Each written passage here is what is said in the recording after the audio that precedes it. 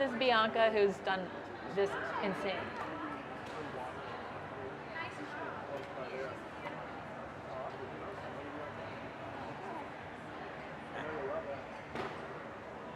See, I'm so much more relaxed and better off today since you did this and I didn't have to worry about this.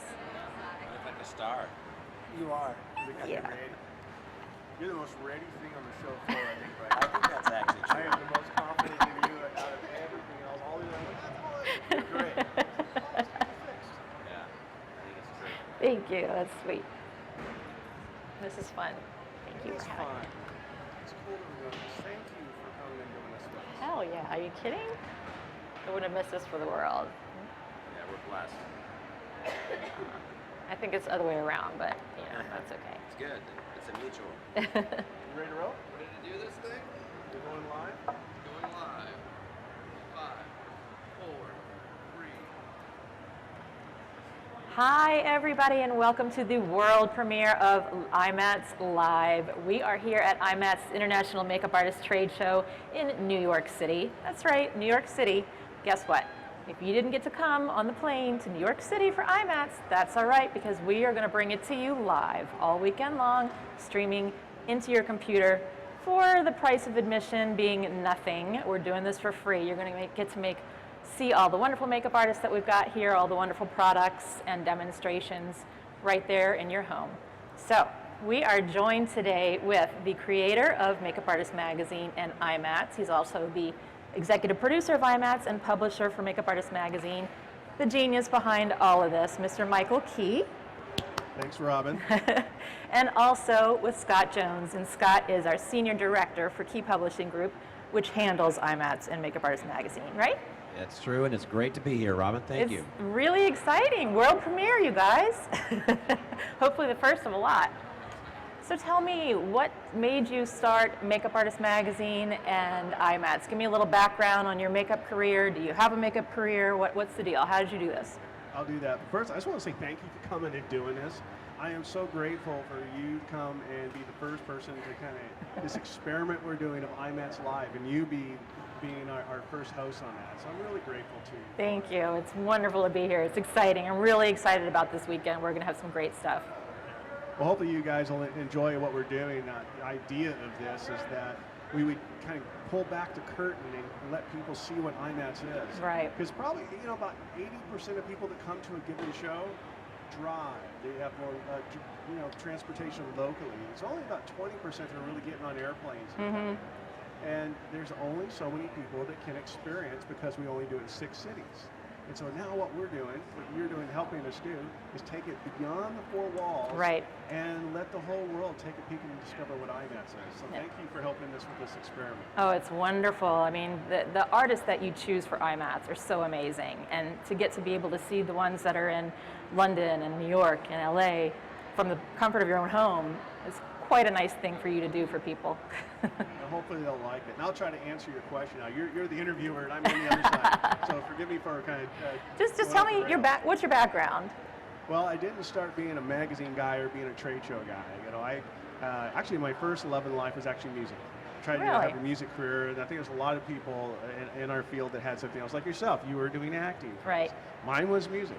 And then in my early 20s, I got bit by the bug to do makeup because I lived in Burbank. And if you're in Burbank, California, you're either in aerospace or you're in entertainment. Really? I didn't know that was the prerequisite to live there. That's pretty much what it is. Either you're with support companies. Most of my family were actually in aerospace. And So you went into makeup. Easy choice. Well, I was doing music, so that's kind of the entertainment side, and I was always inspired by motion pictures and television growing up. Mm-hmm. I've always loved that. And I ran across a magazine once, a behind-the-scenes movie-making magazine, and always loved that, and looked at it, and I read some things in there, and it really resonated with me. I really felt in my mind's eye that I could see what those people were doing. I wanted to try that, so not thinking about a career, just wanted to do it just for fun. So I went and bought those materials, came back, and I started messing with all of it. And I don't want to make it a long story, but just eventually just kind of taking my little pictures around everybody and whoever would look at them that would humor me long enough, and eventually somebody gave me a job and started working in makeup effects, and then shortly thereafter went to be on staff at NBC Studios in Burbank. Oh, wow. Yeah. See, I think most people that know you being the creator of IMATS Makeup Artist Magazine don't realize that you're actually were a makeup artist for quite some time, you know? They think you're this creative genius businessman, but you really had a lot of work under your belt, makeup artist-wise, you know? Oh yeah, I was doing makeup for quite a while. I got nominated 5 times for the Emmy, got lucky enough to win twice, so I got my bookends. What did you win for? Both times that I was able to win were for Star Trek Deep Space Nine. That was my Awesome. lucky charm I won for. So bringing us along to creating Makeup Artist Magazine and eventually IMATS, how did that come about? Because IMATS is the first and largest makeup trade show in the entire world, the first one ever. And Makeup Artist Magazine, I believe, is probably the first makeup magazine too, right, for professionals? Yeah, it is. I started Makeup Artist Magazine not looking for another career. I was very satisfied in my career as a motion picture makeup artist. Mm-hmm. And I just did it because I felt something that needed to be done. I really didn't see it. I wish I could say I had that grand scheme and I could foresee all these things and I put this plan into motion. But that's not the case at all. I thought there's not a magazine that represents us. And I wanted to bring more awareness to what makeup artists contribute, like the great work that you've done. Sometimes they look at it and they don't even realize it was makeup that did it. Yeah. So by shining a light on our craft, it's like, oh, look, this is what the makeup artist did. Then to the world, not just for within our industry, but the general public to understand what a makeup artist contributes. Much like American Cinematographer magazine does. That's been out since the 1930s. And I used to see that magazine because of behind-the-scenes movie making. Yes. And I got more awareness of what a director of photography does and their contribution into telling the story. I wanted that for our craft. And so I thought, okay, well, I'm going to do this magazine. Not knowing that most magazines fail, not having a background in publishing. I just That's quite the undertaking. That's part of my boldness. Sometimes if I think it needs to be done, I'll do it. And that's one of those things. So my wife and I started that on our dining room table in our home. And within the year, we started, you got to remember, this is the mid-90s. Internet's in its infancy. There are no search engines, Absolutely. I think, at this point. Nope. So how does somebody find out about Makeup Artist Magazine? So talking with people who really did that for a living, publishers at trade magazines, I said, how do you grow your circulation? And they said, well, a good way to do that is trade shows, and then people will discover you. Okay, that makes sense. So I started talking to our advertisers. Said, what kind of shows are you exhibiting at? Because if it works for them, I figured that's a good place for us to be. Uh-huh. And they would say, well, we used to exhibit these beauty shows, but they're not really makeup, they're hair shows.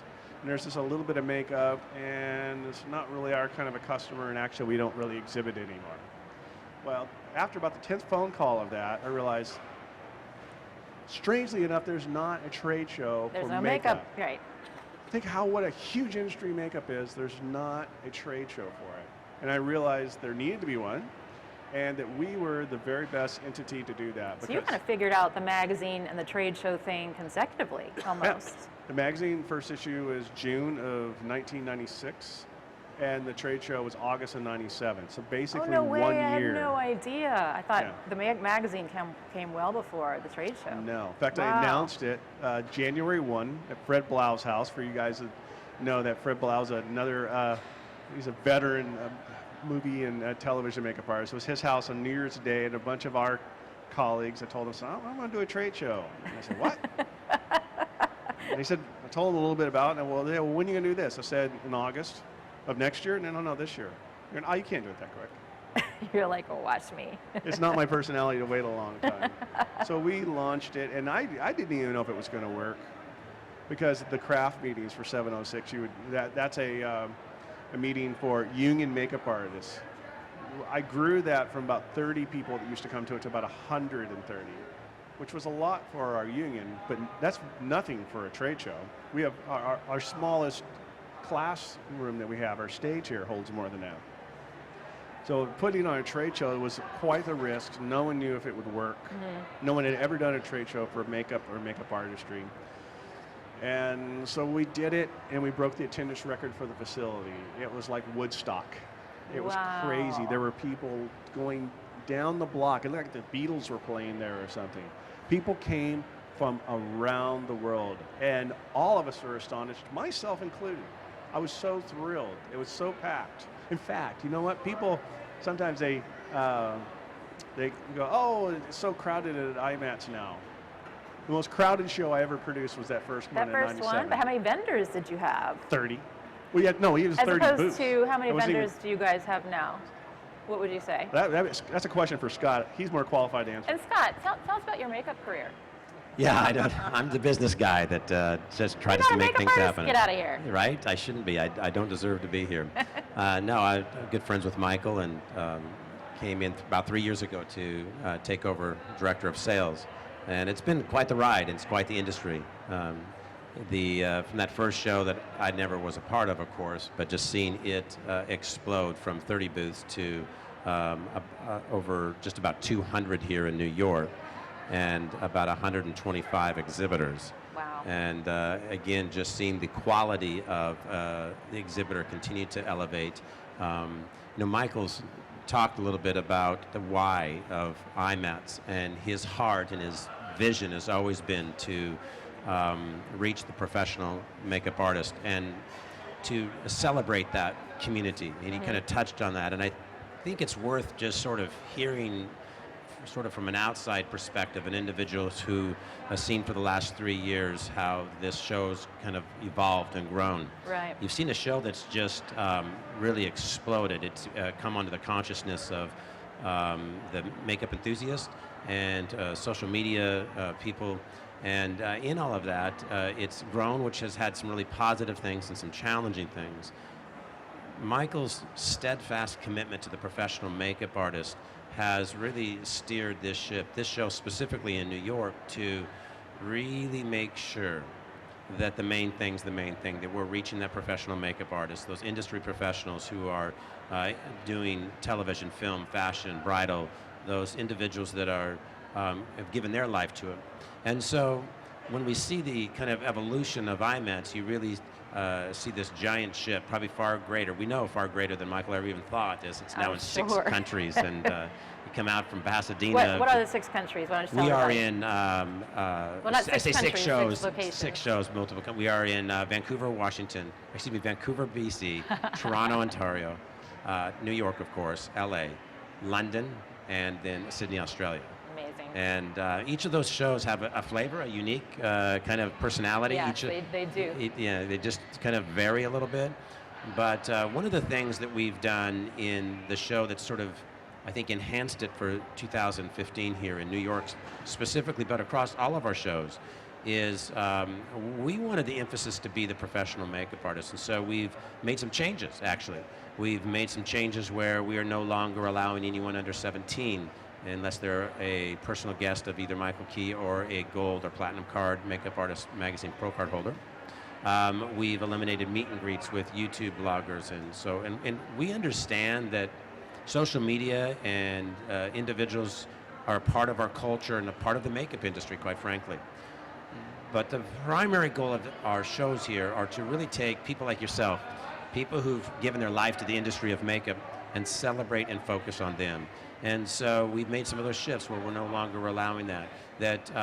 We're having events like today where this Friday event is dedicated to the professional. Right. And they can bring a guest, so you might see a guest there, but by and large part, these are working makeup artist individuals coming here so they can gather, shop without a huge crowd, although there'll still be over 1,000 makeup artists here today, Absolutely. shopping and interacting, networking.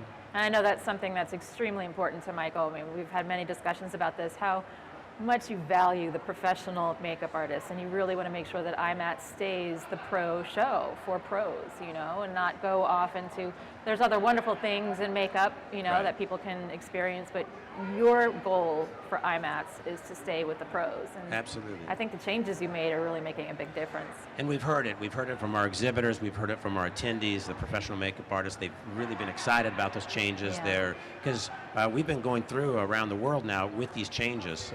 so this is actually the completion of 1 year of these changes. So we've experienced this in London, Sydney, and LA, Vancouver, BC, Toronto. We've experienced these changes very well embraced by the industry, well embraced by the exhibitors, because they also want to connect to those professionals.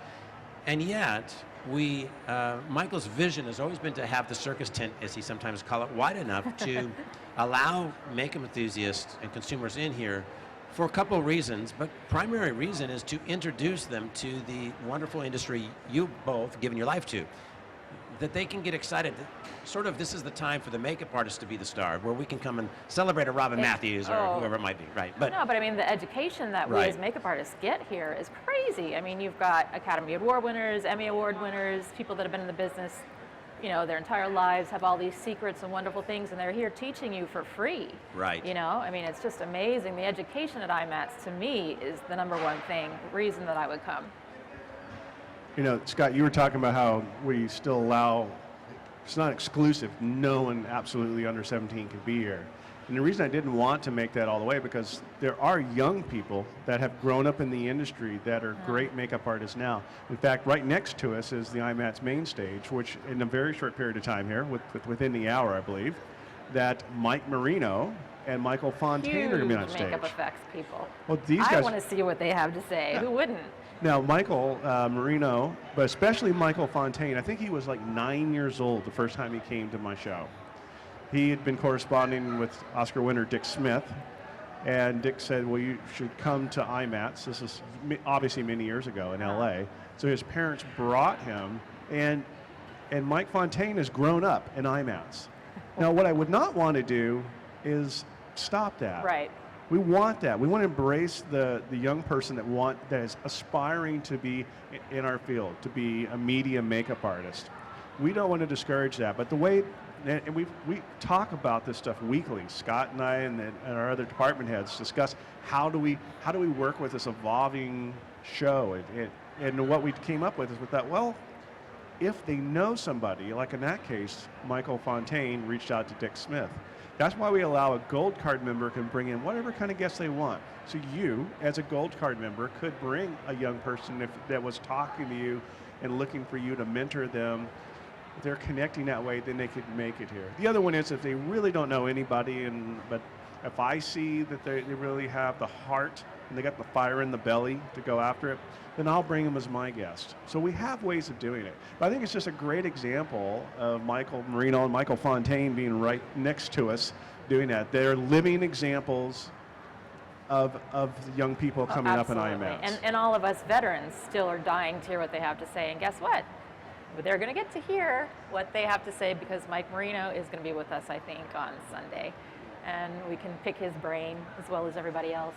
I think we're almost out of time, but I have probably one more question for both of you guys. Since you've grown IMATS to this huge, I mean, this place is massive. I came in yesterday seeing it all being set up and was so overwhelmed. And I've been to IMATS New York before, but it just seems even bigger now. It's just gargantuan. How do you grow bigger? What's next for Makeup Artist Magazine and IMATS? What's the next step? What else can you give us? First thing I would want to say about this growth, the growth of this show and all of our shows and the magazine is really attributed to a team effort that Michael has hired a whole group of people you see, don't see, behind the scenes, front of the scenes. It is a team effort. We have a tremendous group of hardworking people. People sometimes think there must be 50, 60 people in this company when there's like 17. And we have folks back home right now. We have working in the art department and in finance, and the team travels with us. They work really, really hard. So they have, as a group, we have made this show grow. How do you do it? Things like this. Innovatively taking, how do we take IMATS outside the four walls of this door? The reality is that through technology, one of the wonderful things is we can take conversations, interviews, makeups, new product ideas, innovations, stream them and be all over the world. People in London right now, people in Central America, people in Canada, wherever you might be, are able to watch this live and right just expand this audience. And we have a great vision to see this actually have the outside audience 4, 5, 6 times larger, 10 times larger than the inside audience. Because the fact of the matter is, and it costs nothing, you have an opportunity to be listening to interviews, see some of the greatest makeup of some of the most prestigious makeup artists in the world. And what a great way to interact and connect. And I think we can see all sorts of live interactions. I have, in my mind, I could see us doing live interactions through Twitter and other type of social medias to answer questions, that would be a super variety cool. of things. So there's a lot of ways that we could creatively bring this outside. And then I would say this, with as large as we are going, the other move that we're trying to make is how do we also get smaller, where we're doing intimate makeup events with the Makeup Artist Magazine Pro Card holders, where we're doing an event here this Sunday for those who are gold card holders and platinum card holders in New York. We're going to You be guys throw great parties with our gold card holders. Right? Isn't that great? I know that firsthand. And I'll let Michael talk a little bit about that, but so we are both trying to find ways to grow larger and innovate and kind of transition through this new era. But still stay pro. But still stay pro and still stay small with intimate gatherings and connections, as opposed to just adding another makeup show what the world may or may not need. What we want to do is find ways to continue to reach the makeup artist and celebrate the work that you do. That would be my answer, and I'll let Michael close off with his thoughts. You know, this is our 18th year doing IMATS now, and 19th year doing Makeup Artist Magazine. And you would think that, this is probably, I think it's about my 55th IMATS show I've produced, something like that. But we're constantly having to change it. We can't say, okay, this is the way it is, lock it in stone. It's not. We are evolving and changing. Because if we try to stay exactly the way we are, the world will pass us by. Right. And we are looking how to expand that. And what we're doing here with you right now, to me, that's a great experiment, because no one's really done it. Even though that we pioneered makeup artist shows. There's other shows now. People have been inspired by what we've done. Yes. And they come up with their own variety of it. But we're now trying to stay the leader that we have been by doing something like this. We're also doing it with Makeup Artist Magazine. In a matter of weeks, according to my director of technology, and I believe him, I really do, Jeremy Ross, that we will have an online edition to Makeup Artist Magazine. We've digitized all of them. We've gone back to the dark ages, and now in a matter of weeks they'll have the entire library at their fingertips. No kidding. It's like a Netflix thing. So if you have a subscription, all of them, and it's got a database. So if you want to look up Robin Mathews, and you can and then it'll pull up everything, all the news stories, all the articles. Jeremy, you can do that? That's It incredible. is good. And I know that we're short on time. We've got our hard break that's on there. But I know it's going to be live. There's going to be all kinds of crazy things that are going to be happening over the 2.5 days of you on camera. We have a lot of fun things that are going to be happening. You guys don't want to miss any of this. So we're going to be on all day today until 7. And then Saturday and Sunday from 9 to 5 all day. All right, I'm going to put you guys both on the spot. One-word answers. Last question. What's your favorite location for IMATS? Favorite location. Each of the IMATS shows are like one of my kids. They each have personalities. Each one's a different personality, and you love them all, and they have different needs, and they're different ways. I tell you what, if I didn't love to do that, I wouldn't do them, because I have to come back every year. I don't do it.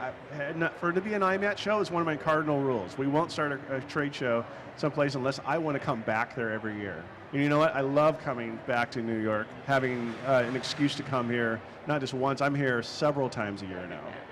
And they're also different. I've been to quite a few locations, and they're very different, each one. I mean, it's not like, I'm just going to go to IMATS one time and don't need to go to another location, because they're so different.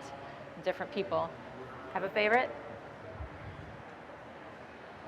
Sydney, I guess, because it's beautiful and warm weather, but that's one of my favorite communities. London's one of my favorite shows, and just being frank and candid. Yeah. Well, guys, thank you so much for joining me. Thank you for having me, and I hope everybody enjoyed this very first world premiere of IMATS Live. Thanks, Robin. Break a leg. Thanks.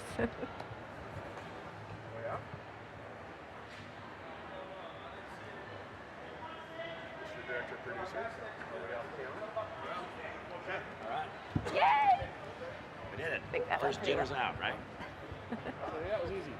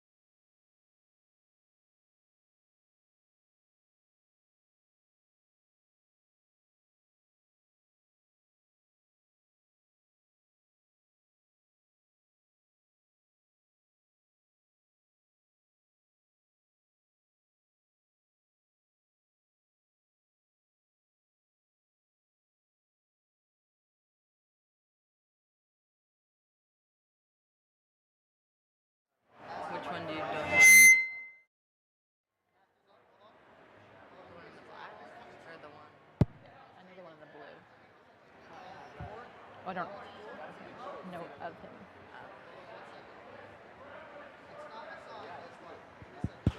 There you go. Okay, there you go. Cool. Just mute him now. Yep. Yes, sir.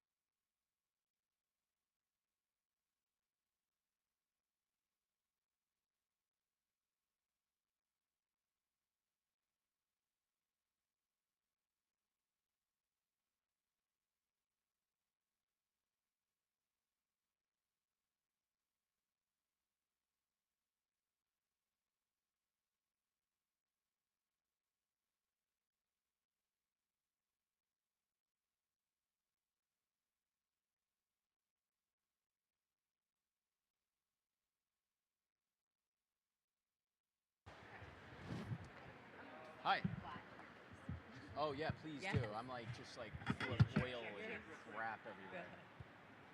It's from all the. Hey guys, welcome. What's Sorry, up, it's man? been a I'm little Mike. chaotic. Nice to meet you. Hey, it's all good. Yeah. I think I actually have olive oil in my hair. You can put it on your skin and go. Hello, everybody. I have olive oil. Bianca. Bianca. Nice to meet you. Mike. Nice to meet you. Hi. I need your help. What? I need my dreadlocks taken out real quick. Do you have a clipper? Buzz my hair. No good thing is without chaos, right? Dude, that's the same pad she used for me, man. Now you're.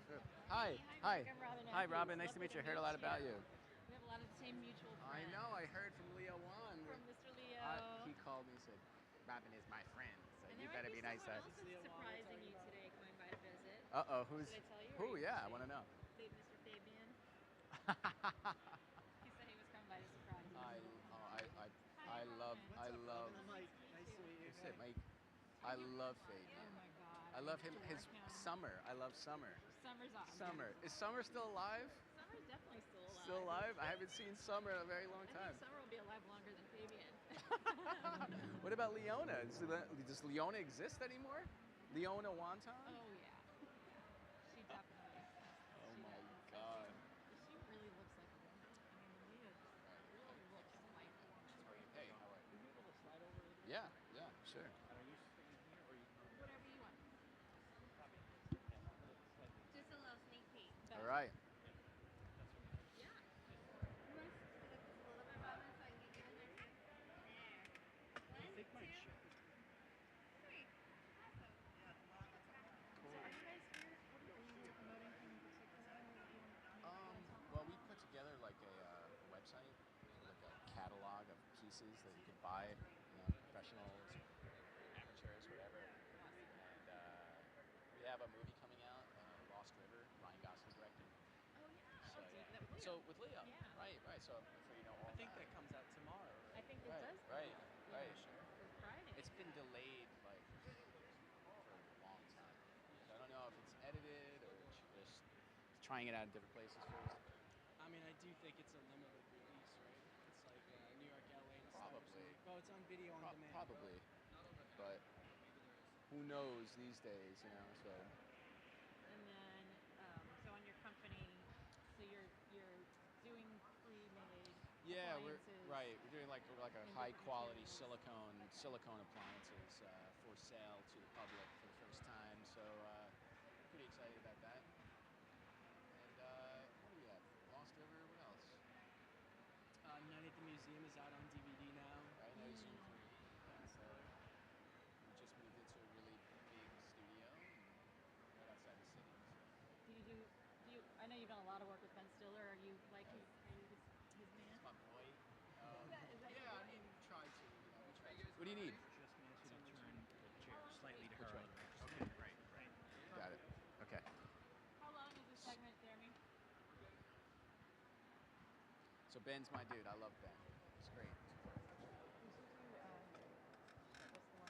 Did not do that one. That was before I met him. So if we had met him. It's so true about the film industry. This is kind of the one who's like lighting people on fire. It's like the ice version. It's like the fake movie trailer in it. Oh yeah. What's his name? What the hell's his name? The Simple Jack. Oh, that is so funny. Our friend Art. Do you know Art Sakamoto? He's a Japanese guy from LA. He does all teeth, amazing dentures. So he built Simple Jack's teeth, and it's just. And then we worked on Walter Mitty and saw Art. He's like, Simple Jack. Wasn't that for nomination? I heard it came out late or something. It came out the wrong No, time. you know what it was? I think that they considered it like the amount that was it was in the movie was like a little bit That of does like a get gag considered. Yeah. part. It was It very short. Yeah. wasn't really like It was one of his daydream sequences, so it's very short. It wasn't like an essential part of the film. It wasn't part of like why it was why it was Walter Mitty. So But I don't you know, know. I It gotta was, say, but for what the hell's the name of that one this year? Grand Budapest. right. A big part of that, because I was in the meeting, a big part of that was Tilda Swinton's stage makeup, and that was only Right. maybe 5 minutes of the film. Right. It's anyone's how, guess. That's how it goes. I mean, it's depending on how popular and how it's so political that I don't even care at this point.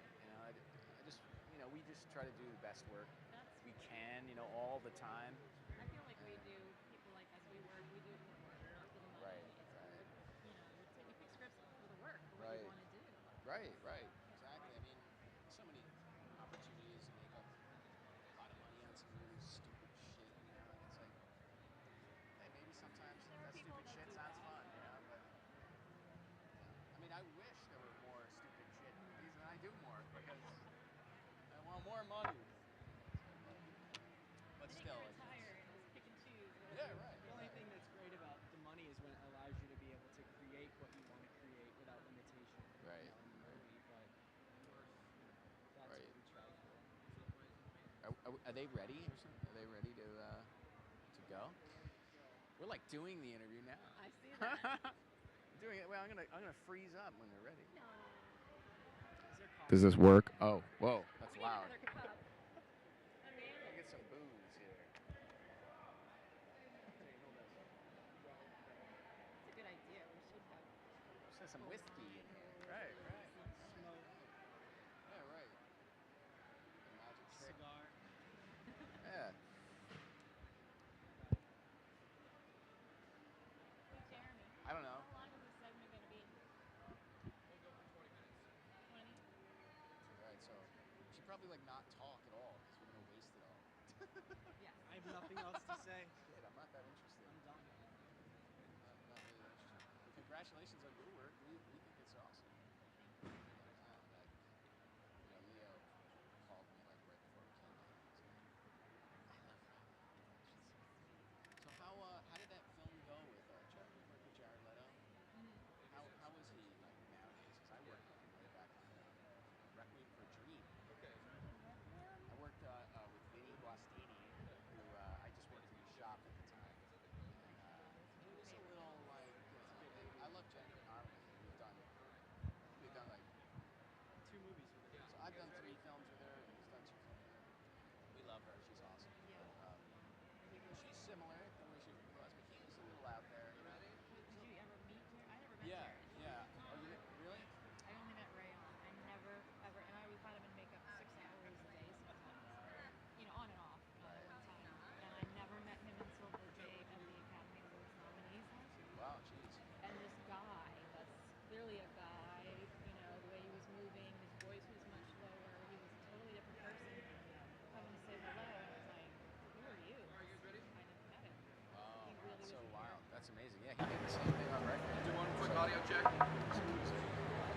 Hi, we are here with Mike Marino and Michael Fontaine, two amazing makeup effects artists that you guys have definitely seen a ton of their work. How close do we hold the mic? Like this? You want to do mic Hello test there. on them? So, Testing. can you hear me? Am I sitting Mic too far check. forward for you? I feel like Dean Martin and Sinatra right here. That's On awesome. stage right now. You guys look like Leo Dean Wong. Martin and Sinatra too. Right, just greasier. Which one's Dean I'm not Martin? gonna say who's who. Hovering over our heads. Does it matter? They're both badass. Okay. Hi guys, welcome back to IMATS Live, the International Makeup Artist Trade Show from New York City. We are joined here with two amazing makeup effects artists. I'm kind of beside myself that I'm getting to speak to these two people. So it's Mr. Mike Marino and Mr. Mike Fontaine. Welcome, thank Hi you there. for being here. How you doing? So tell me, you guys are both amazing makeup effects artists. Some of the things you've done are Night at the Museum, of course, Black Swan, The Wrestler, number three, number three, Night at the Museum, Black Swan, which was some of my favorite work ever. It's beautiful. Thank you. And Secret Life of Walter Mitty, which I also enjoyed. You work a lot with Ben Stiller. So Right. do you guys work together a whole bunch? Yeah, we do all the time. I think for the last 5 years or so. Yeah, about 5 or 6 years. And you have a company together, is that correct? Yeah. It's called Prosthetic Renaissance. Prosthetic Renaissance. Mike owns the company, and I do a lot of art directing and sculpting and design Mike's the work with man. Mike.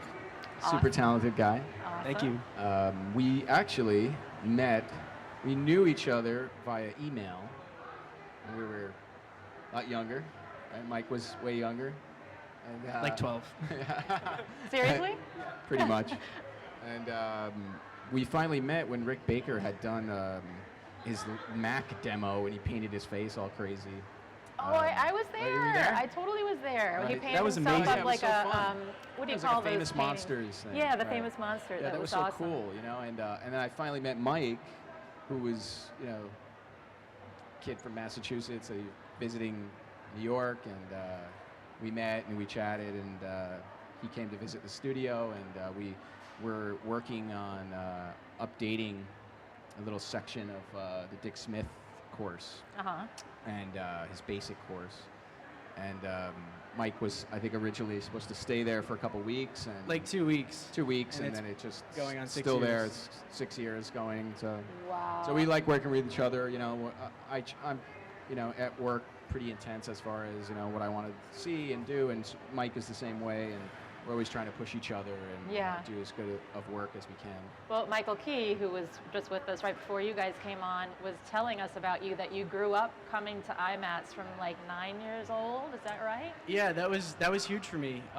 Dick Smith actually talked my parents into bringing me out to LA when I was Personally. about 10. Yeah, he said he really should go to this trade show, and right when I came in, I met artists like Kevin Haney and Jordu Shell, and that was huge for me. And the fact that Mike also was a protege of Dick Smith, even though we didn't know each other for many years. Once we met, we connected and immediately understood where we were coming from Right. through him.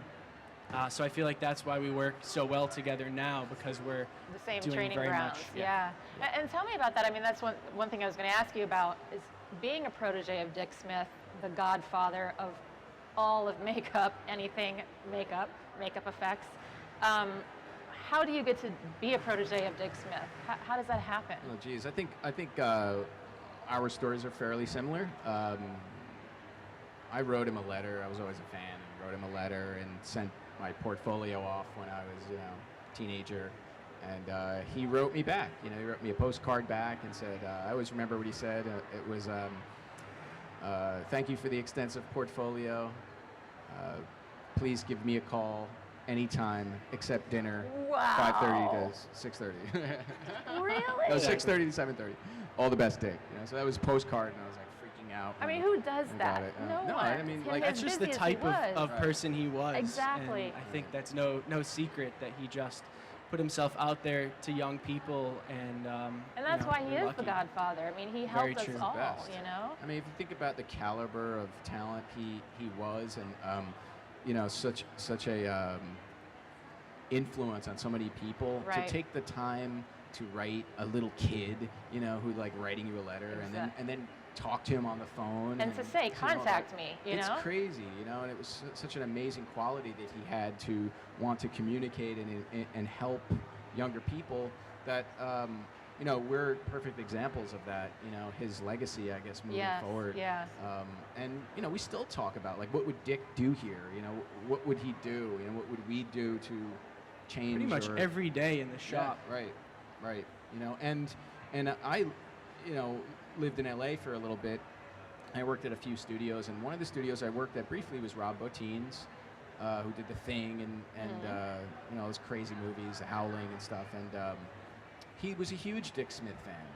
You know, and he wanted to hire me because I worked, you know, I was in touch with Dick Smith. And he had such an Wanted to admiration get for those Dick secrets Smith. for himself. Right. I mean, I think that, you know, Rob was hugely influenced too, as well as Rick Baker was, and you know, so many people along the path. Not to mention all the directors too that are making films now, like J.J. Abrams and Guillermo del Toro. And right. Guillermo del Toro was a makeup effects guy. You know that, you know, he says he wasn't as good as he could have been, but he was so into it. And Dick's, you know, said, "Oh, you got to see that young kid's drawings," and you know, like because he talk was the about one that Guillermo. actually would respond to somebody's fan mail. You know, so all these guys were writing people in the industry and not getting a response. Right. He was the guy that called you back and made that available. I mean, I hate to say that probably now with social media, that's gone by the wayside. I can't imagine, you know, When was there's the last time stalkers you- today doing things. Certainly but- a figure as strong as When Dick did Smith. you? When was the last time you wrote a letter? Right. To anybody. I don't you even know? remember how to write anymore. Ever. Yeah. Right. I mean, my handwriting is so poor now that you know, I can't even read it myself. Classic. Well, you guys are very blessed to work with him, and I hope we get to see some of your demonstrations at some point as to, you know, things you've learned from Dick and all Every that. day, yeah. I mean, I think what we're doing now with silicone pieces and working with translucent materials and painting in a very thin, translucent way. I mean, I think it's really the evolution of what Dick would have done had he, you know, been still working. And I think we're doing that now, you know, and we're kind of pushing where things can go and where Pushing pieces the boundaries of stuff end, that's you know, great. and, That's what needs to happen. That's how we grow and make bigger and better things, Right. you know? So, I mean, Now no, you I still guys, think he's alive in that sense. speaking of pushing and growing, you're now doing something new with your company, right? That's prosthetic purchases for the general public? Right. You know, I think we came to the decision just because, you know, we wanted to, you know, sculpt some weird things that no film ever wanted to request. So, you know, I think we just started having fun and are actually going about it in the same sense that we would a film, but doing it and making it available to the public. So a lot of the characters and a lot of the injuries and things like that we have made just out of fun, and we're actually making them available on our website, and you can purchase you'll have a them. catalog so we can, let's say I'm doing a film Yep. and I need some cuts or some scrapes or whatever, I Right. can go online, pick them out and order them. Right, everything. There's bullet holes and exit wounds. That's and, wonderful. And hopefully young people learning makeup can use them and you know, get experience gluing For stuff sure. on with them, and not just professionals, but young For people sure. learning too. Right, so they're made the same way as we would a film. So every pore is sculpted, every detail is, every edge is really perfect, you know, so as good as we can get it. So And what materials are you making them out of? they're encapsulated silicone. All of So- them? Yeah, all of them are. And you have to check them out. They're on our website. It's prorenfx.com/series. So they're available now, and you can Tell us click one more time, what's the website? ProRenFX, PRORENFX.com/series. Okay. Series. More coming soon. Yeah. That's So we're great. going to be constantly updating that, our spare time and in between films. So you can check it out.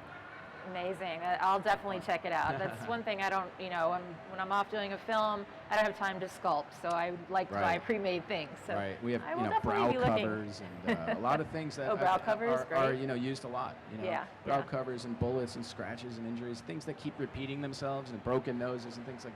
How many broken noses could you possibly make? We have Right. like 10 Right. of them already. Awesome. So they're there. So. Well, tell me a little bit about your favorite films that you've ever worked on. Do you have favorites? Everybody's got to have a favorite, right? The most enjoyable film I actually worked on for me, the experience of making it, which doesn't always relate to how it comes out, was Lost River, which is coming out tomorrow, actually.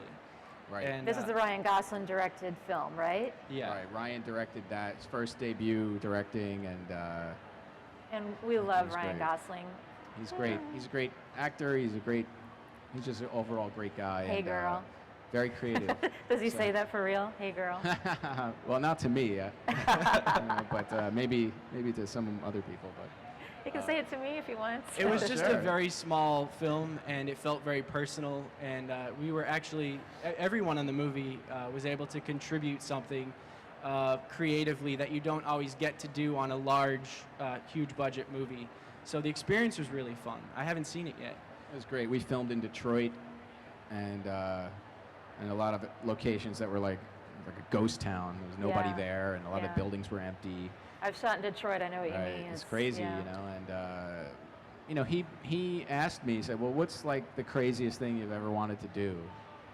So obviously I have a lot of crazy things I always want to do, so I wrote something and it was really way too crazy. So I said, well, how about we just peel the face off of someone, or something, so there's a lot of really interesting, strange Wow. effects in the film. We peeled Christina Hendricks' face off. Yeah, right. We peeled Did her you face really? off, and there's another character in it. His name is Face, and he, in the film, someone cuts his lips off, and he's still there. And so Ryan speaking, actually had you write some of this stuff. I think he had something in mind, and then we kind of collaborated on, what it was going to be, and I've worked with him a few times, and we became friendly, and he trusted that we were going to be able to do something really unique and strange, and he's strange too. So I mean, it's a good match. And we have a common friend, Leo Wan, who Leo is Wan. Ryan Gosling's Amazing. personal makeup artist as Right. well as a straight makeup department head for that. Right, he was amazing. He's great to work with. We've worked with Leo Wan so many times. Also, one of the reasons that movie was so fun. Right, right. He could have been in the film. He's so Right. entertaining. He But- is amazing. He's a great guy. He's great. I met him here at IMATS, actually. Oh, wow. At the New York IMATS. Yep. No, I think he's elusive though. He slips in and out and just kind of floats feel like around. he's He's here. wily. He knows everybody. And so The but that makeup fun. was really interesting that we did actually this cut off lip makeup. Without giving away too much, can you tell us? Yeah. We pretty much gave it away, but yeah, well, you could talk about it if you want. Mike had this idea to, instead of place the actor's lips inside the teeth and make a mask around his face, basically, to do this very bizarre dental contraption, which we had to invent, to actually push his lips up to restrict his lips, and then have the appliance go over that so that his lips would move independently of his teeth. So it's very complicated. It was like a Lon Chaney makeup. Very much There's so, yeah. Dentures and hooks and wires and things stretching and my pulling word. his teeth apart, and then Yeah. appliances that go over it, so he could fully function without lips. And who was this actor? His name is Tori Wigfeld. And for the general public that doesn't understand what it's like for actors to have to wear stuff like that, how cooperative are they? How do you practice that with them? It hinders their talking sometimes, and actors don't like that, of course. Right. I mean, I feel like we've been lucky. I think a lot of the actors have been very cooperative. At how patient and professional most people are. I mean, there's so many horror stories about celebrities being out of control, and Ben Stiller sits down in the chair and doesn't say anything for 3 hours until we're done. Really? Or Patient. more. Yeah. He's wants you to do the best job that you can, and Right. is patient, and it's all about you at that moment. For him anyway. And I think a lot of people react differently. And on that film, Tori was probably in the most uncomfortable makeup I could think of. Well, wires and stuff pulling his Wires, lips his back. That's Elastics thumbs and really yeah, couldn't it was eat intense. well and all that, but he was so cooperative, and he did a great job, and Did he have to keep that on the whole time? keep it on the whole time. Hours. Yeah, you had to There was keep one it on time all he the was time. in it like 14 hours, and we actually had to go to the AD and be like, Right, time Yeah. to stop. Yeah. I mean, we could take the teeth out and things like that, so we could be a little bit more comfortable. But he didn't want to. He wanted to stay in character. and, Interesting. you So- know, he couldn't use his lips, so he couldn't eat. He had to do the smoothie thing. And Wow. it was crazy. And Ben Stiller, I mean, has worn so many makeups, and in Walter Mitty, he wore all these old age makeups for a long time, and he directed at the same time. So when people complain about wearing a lot of prosthetics, please talk to Ben Stiller and learn patience, about how to do this, or talk to any of the other actors that we've worked with, because they've been tortured more than you. Or also, if you feel like you're an actor that is not going to like being in prosthetics for 16 hours a day, then probably don't take that role. Right. I mean, it's all mental. Yeah. Oh, really. yeah. It's patience. It's a state of mind you're in. Some people say it's a meditative state they get in, and they are able to focus more because they kind of step outside themselves for a little bit. So they become more associated with their character. So. Well, I think we have to wrap it up, but tell me before we go, what are you guys doing at IMATS besides chatting with me? How lucky am I? Are you doing a demonstration? What are you guys doing for us this weekend? Yeah, we're doing a very bizarre demo of I don't know what you'd call it. It's some kind of twisted faced person. So. But essentially, it's a silicone makeup that is very representative of what we do in films, and we're going to explain our process. Try to speed it up a little bit from what we usually do on set, but in detail we're going to describe how we do a makeup for a film. Right, and it's strange. It's a little Dick Smith, a little Rob Bottin style. So.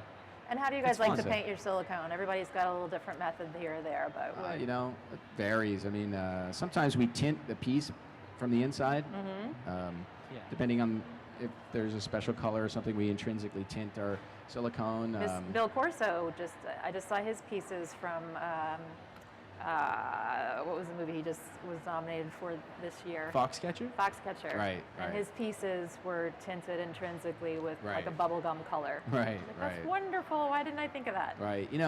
Bill is an amazing artist. I mean, Yes, he's got his, his technique, and all his way, and everybody has a different way. Everybody paints a different way. Yeah. So we That's what's cool about it. Right. It's right. It's like being an oil painter or something, It's like everybody has their way, but what matters is how it looks in the end. Is it readable? Is it able to, get across the information you're trying to get out there, So. And we're going to get to witness you guys painting. It's gonna be fun. Lucky us. Stick around. Thank you so much cool. for Thank you. joining us, Thank guys. you so much. We're fans of yours too. So. Oh dear, thank you. Likewise. All right. Well, take care. We'll see you back in just a little bit, guys. Don't right. go away.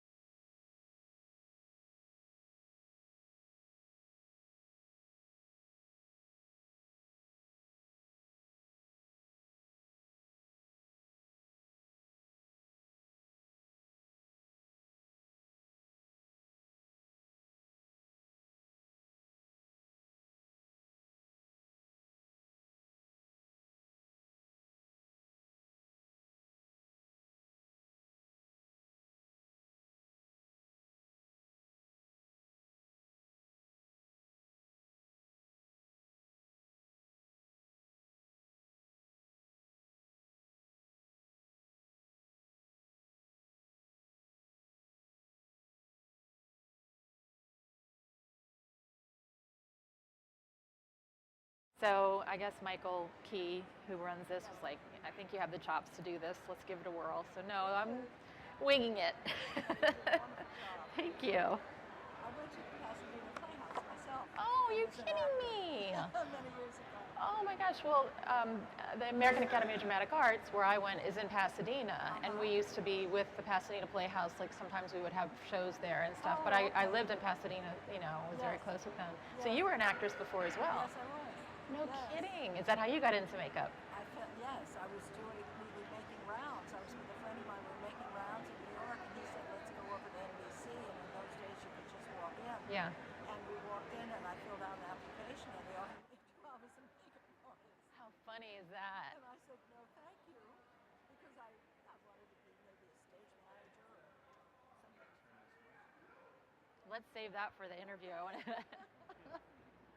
Do we have a little bit of water for Riccie? Now, Robin, right? Yeah, it's Robin. It's R-O-B-I-N. I-N. I have a friend who's R-O-B-Y-N. And your Riccie is spelled R-I-C-C?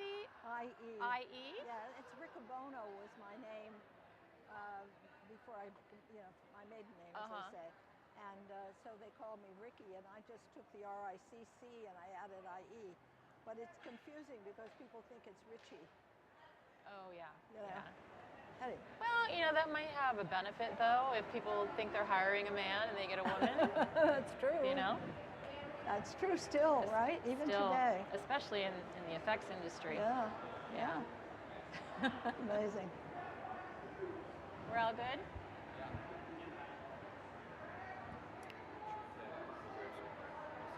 Oh, great, yeah. So I'm not going to wear the glasses, okay? I'm just going to put them here.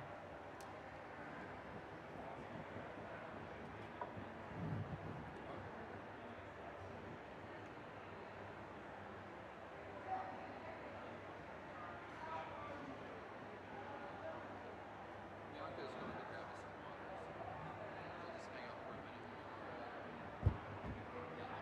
minute. 1, 2, 3, 4, 5.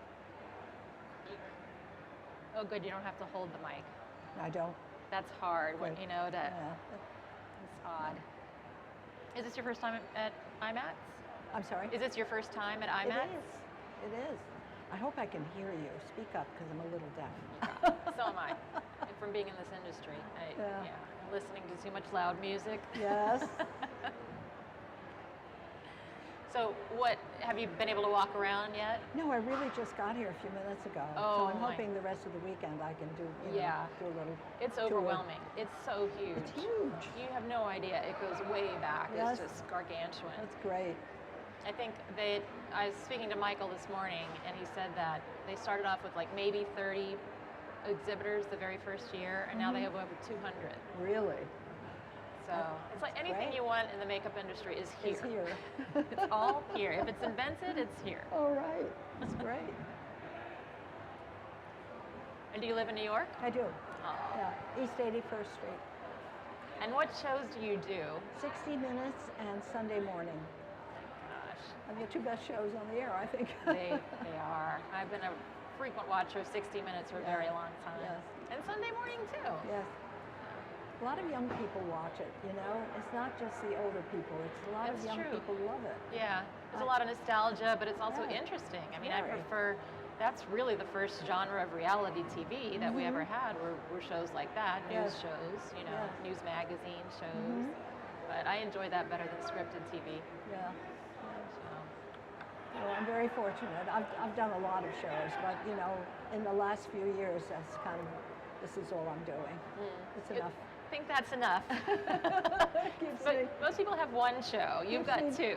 Keeps me busy. It keeps the blood circulating. I don't want to keep asking you questions because I have to save it. Well, you were talking about Dick Smith, you know, so we can maybe start with that, because I heard the young men talking about Dick, and I worked with him. Did you really? Yeah, when I first started, I started at NBC. He had been there organizing the department, but in 1950 was when I was there, and he started hiring, and he hired women, which was unusual. Hired They who? were women. Oh. They're usually men, makeup Yeah, artists, yeah. right? So he had 3 women on staff, and I was one of them. And he was the head of. And he was the head of the makeup department No at kidding. NBC. Oh my word. Yeah. What makes? I mean, how did he hire you? Do you know why? I'll tell you all about it. Okay. Okay. Oh, I miss him. Yes. Was- He's a wonderful man. Wonderful man, and the fact they were just saying that he would always answer everyone's, I heard that. Yeah. Letters and. I wrote him a congratulatory note when he got an Oscar, and he answered me right away. It was so nice. Who does that? No one Nobody. does that anymore. You know. Yeah. Amazing. We're very lucky that. I mean, I wonder what the makeup world would be like had that not. We had Thank not you. had it. You're Very welcome. Yay! Thank you. Would you like mint? Mm.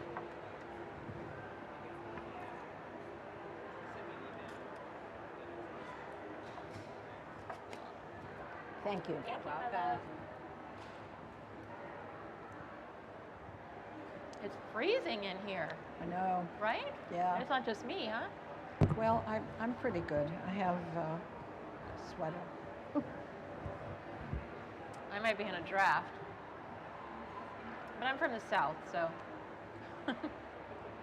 We had a terrible winter. Really cold. I've heard, yeah. A lot of snow. Yeah. It was miserable. Do you still traipse around on the subway and all? The buses. Oh my gosh. Mostly the buses. I don't know how you do it. Yeah. Ready?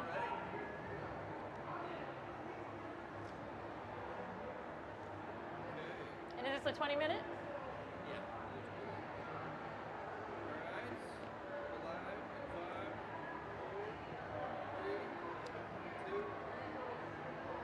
Hi everybody, welcome back to IMATS Live. We are here at IMATS, as you know, the International Makeup Artist Trade Show in New York City. We are very blessed today to be joined by Miss Riccie Johnson, one of the legends of all of the makeup world. I am truly, truly honored to meet you and be speaking. Thank you. My goodness, thank you so much for joining us today. Thank you It's very much for lovely to having be with me. you. Very kind of you. Now, probably you're most famous recently for being on 60 Minutes. You're a makeup artist in the film and television world that had your own segment about you on 60 Minutes. It was very kind of them. Can you tell us a little bit about that? Well, I think it stemmed from an article that they wrote in the New York Post. I had a phone call from someone there, and he asked me a whole bunch of questions, and I thought it was going to be a paragraph, and it turned out to be a page with a picture. So I think they decided that they might elaborate on that, and I think that's how it happened. But I've been with 60 Minutes for a very long time. Right, because you're a makeup artist for 60 Minutes. Yes. I worked from the very beginning of the show, which was quite a long time ago. The original makeup artist was Frances Arvold, and I would fill in for her when she couldn't do it because she worked with Walter Cronkite as well, and she couldn't be in 2 places at one time, so I filled in. And then when she left and retired, I got hired. So how many years have you been working with 60 Minutes? How many years has it been on? I've lost count. Wow, at least 25, More. 30. Oh, more. Yeah, I think it's closer to 40. And you've been there the whole time? Yes. Wow. Yes. Yes. My goodness. It must have felt really strange to be on the other side of the camera, them shooting you instead of you the other way around, huh? Yes, it was, and it is today as well. And then you also work for another Sunday TV morning. show, Sunday morning, Yes, CBS's with Charles Sunday morning. Osgood. Yes, yes. Little overachiever, are we? I don't think so, because I worked a whole lot of other shows and worked many, many shows through the years. I started in 1950, and I was just a wee child. But I, like you, started out as an actor. And I came back to New York. My home was at the time in New Jersey. But I came to New York and was making rounds with a friend. And he suggested that we go over to NBC to see whether they might have some work. As an actor? As an actor. But they were they were looking for tech people, and I thought, well, maybe I could be a stage manager, but they weren't hiring women stage managers at that time. So they offered me a job as a makeup artist and told me how much it would pay, and it sounded okay, but that really wasn't what I thought I wanted to do. So I said, no, thank you, and I walked out, and I met my friend in the corridor, and he said, what happened? And I told him, and he said, why don't you take it? You'll get your foot in the door. So I said, okay. So I turned around, and I went back, and I said, I've changed my mind. I think I'll take it. He was about to throw the application in the garbage. But he then sent me up to meet Dick Smith. You were just talking about Dick Smith. Yes, yes. And he is a real legend and a wonderful teacher. So he taught me really, really the basics I was just going to say, of television. I was an art major in college, so I knew about light and shadow, and I knew a little bit but did you about... know makeup at the time? No, but I knew about handling brushes, and I knew, the tools were not unfamiliar. And I had a little bit of training at the Pasadena Playhouse, where I got my master's. And so I started really with Dick. That is just... He was wonderful. He took me one day into a control room, and we sat in the back. In those days, it was black and white television, of course. And we sat in the back, and he would whisper to me about what the lighting was doing, and the highlights and the shadows, and how you counteract that, and the colors. And he was so kind. Really, the basics really I got from Dick. And you mentioned that he was one of the first to actually hire women makeup artists because it was all men back in the day. That's right. They were all men makeup artists in Hollywood. And what do you think? Why did he decide to start doing that? Thank goodness he did, but I think he just was open-minded. Yeah. He just didn't see that as an impediment. Thank goodness. Thank goodness. Thank goodness. Well, now, we wouldn't have had you getting your... Or you. It's funny, we do have a lot of the same coincidences where we both started off in the business as actors and kind of fell into makeup. Right. And I also kind of started my first job not really knowing any beauty makeup. I knew effects makeup, but not beauty, but I said I did, and I just winged it. The same thing. Really? Same thing. Well, I worked on shows that are history, your show of shows, Imogene Coca and Sid Caesar. Oh my goodness, I can't think. Whenever you worked with the Beatles, right? I worked with the Beatles, but that was later. But with NBC, I worked with Milton Berle. He's the one I was trying to pull up. And then the first night show, the first evening show that became the late night show, stemmed at that time as well. And so I worked on a lot of history. A lot of stuff. Yeah. Now tell me, back when you started, was it still under the studio system, what they used to call the studio system in motion pictures? No. That wasn't around any longer? No. Yeah. No. But it wasn't as much of a freelance business as it is today, right? No. You worked for like the network. Yes. I was hired by the network. Yeah. And so you did their shows, what they told you to do. They sent me all over town. Of course, studios were all over town. We went to theaters, and there was a studio up at 106th Street. The main studios were in Rockefeller Center, and where the NBC studios still are. But they had other studios all over. So you traveled around with your kit, got on the bus or the subway or whatever, and trekked over carrying your equipment, and did all kinds of shows. And it was fun. And I was there for about a year, and then I had an opportunity to go to Europe. So I went to Europe with a girlfriend, and off we went for 6 weeks, and that was the end of NBC. So I guess they figured this person doesn't need us. So when I came back, I went to a union meeting. I had joined the union during that time, the year I was there. And I met Bob Gyrus, who was the head of the makeup department at CBS. And I was introduced to him, and he offered me a job right on the spot. Wow. And you've been with CBS since then. I've been with CBS since. That's It's been over incredible. 60 years. Are you one of the longest workers that they've ever had? I don't Longest running know. workers? You I must don't know. be. I must be. Yeah, I guess. They need to give you more than just your own 60-minute segment. Yeah, I don't like to think about years. I want to think about work. Do good work. Every day, every day, if you've done a good job that day, that's what's important. Exactly, and I can tell that you're one of the makeup artists that does this because you love what it is. You I don't do do it love for the it. money or the credit. It's Yes. because you love what you're I doing. really enjoy it. That shows Yes. all over you. So. Yes, and it's a challenge every day.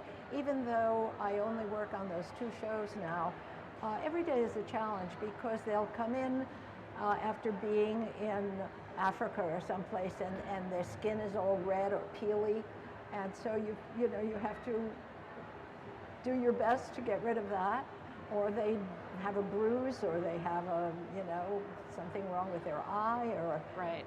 it's just every day is a challenge. It's not as easy as it might seem. Now tell me, what you just mentioned, trying to take care of their skin. What are a couple of your favorite products, like maybe foundations or skin prep, something Well, I'm that's one kind of of your favorites? old-fashioned. I really like the products that are made for television. Uh-huh. Blasco. Blasco, Visiora, those types yes, of things? Yes, exactly. And once in a while, I'll use some Clinique because it's pure. But then there are other things too that I'll use if it's the right color and the right tone, especially lipsticks. Yeah.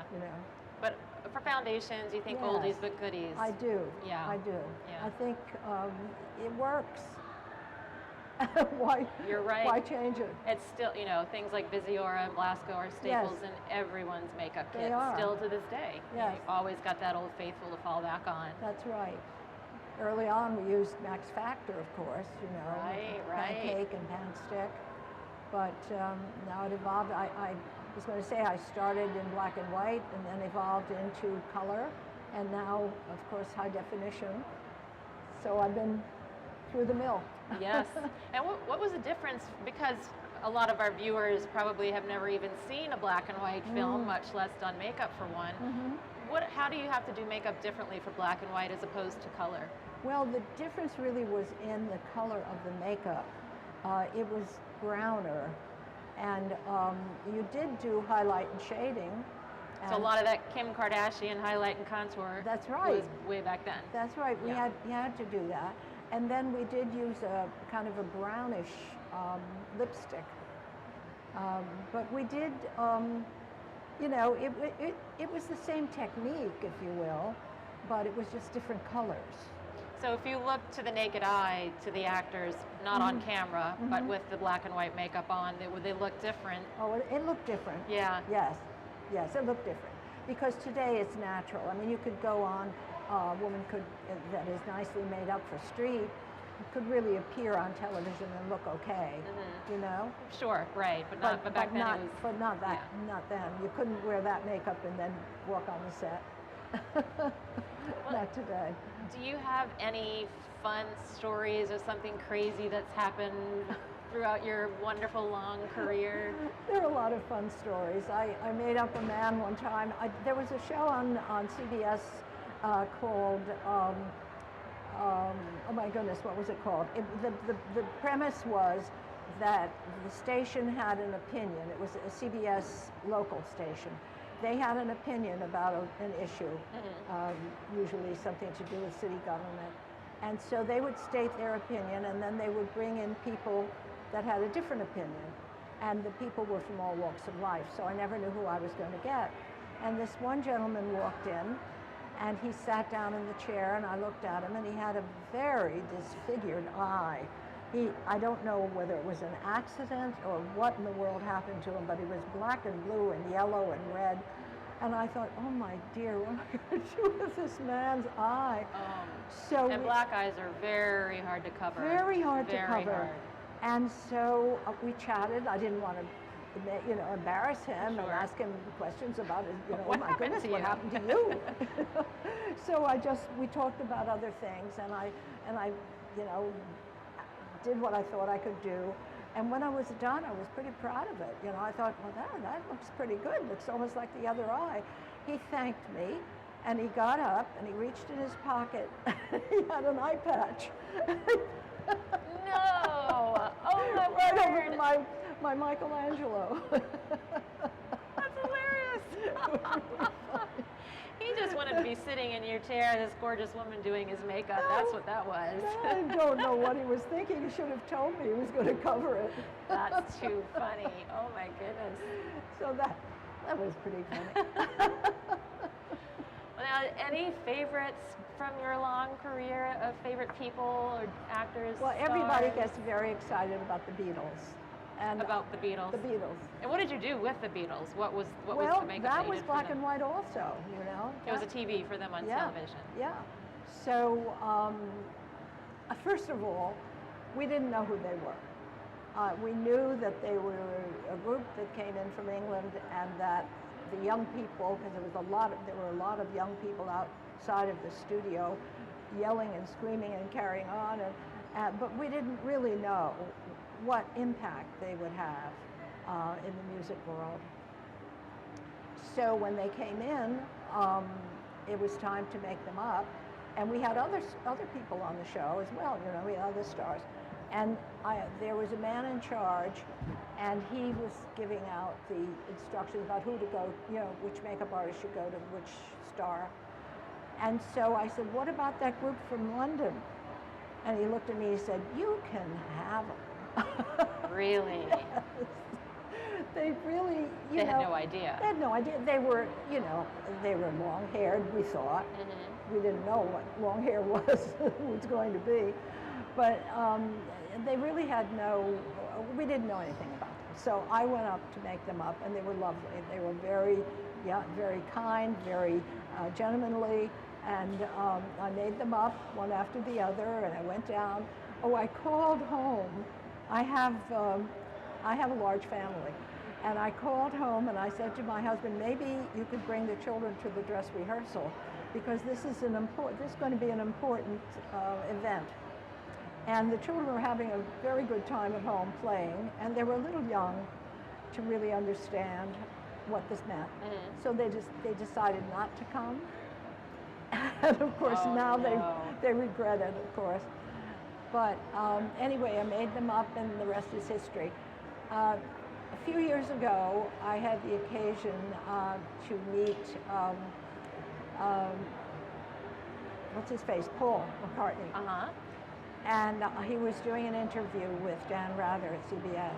Did he remember you? So I mentioned to him that I had made him up, and he looked at me and he said, "And you used pancake makeup and eyeliner.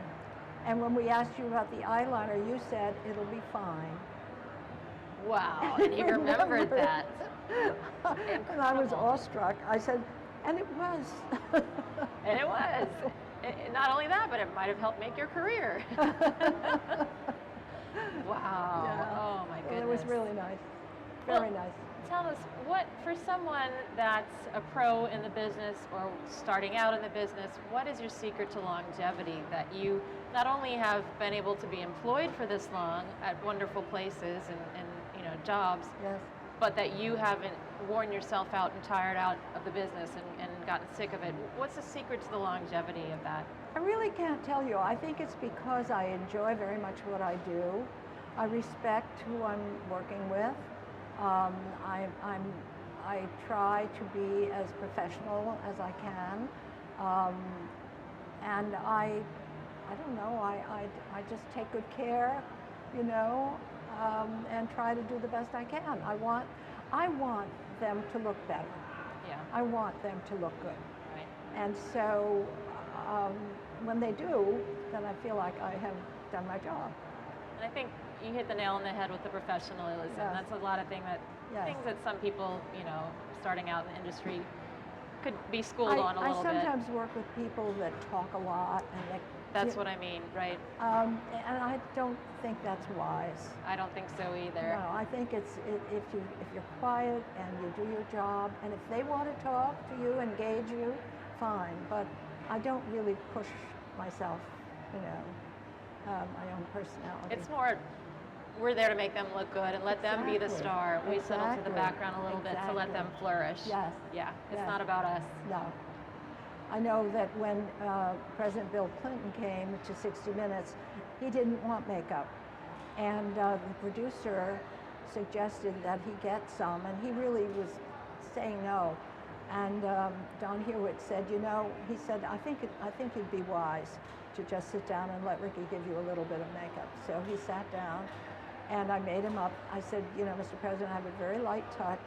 I said, I think you'll be pleased when it's done. So he went out, and the next time came back willingly. I think I made him up about 4 times for the 60 Minutes. And it ended up, he kissed my hand. Oh, was it totally intimidating doing the president? It was a little intimidating. I can imagine. Yes, especially when he didn't want to be there. Right, exactly. Oh my goodness. But he warmed up, you know, and I'm surprised he didn't take you out on the road with him as his personal makeup artist after that. No. White House makeup you know, artist. That's really why I stayed with television makeup, to be honest, because I have 7 children. And on top of all this career, you have 7 children. And I had them while I was working, and so I wanted to be close to home. I worked on some commercials, and they'd go on and on and on into the night, and I thought, you know, I can't do this. I don't want to do this. So that's really, really why I stayed with television, and it's worked out very well for me. I think so. I think it's worked out pretty well. And it worked out pretty well for the children. I mean, children always resent when mommy's not there, but I think for the most part, I was able to be there in the important times. And did any of them follow you into the makeup world? No. No? No, but acting. Oh, wonderful, wonderful. We have some actors, yes. Well, Miss Riccie Johnson, thank you so much for joining us. As I said, You're very welcome. Absolute legend in the business. It's an honor to be able to speak with you, and it's certainly an honor for our watchers to be able to see you as well. So I appreciate have it. a wonderful time at IMATS, your Thank first you. IMATS. Yes, yes. Go get a lot of the free goodies. Oh, good. Like that. So we'll be back shortly. Don't go anywhere. We're going to be here with you guys today until 7 o'clock. Check back. IMATS New York.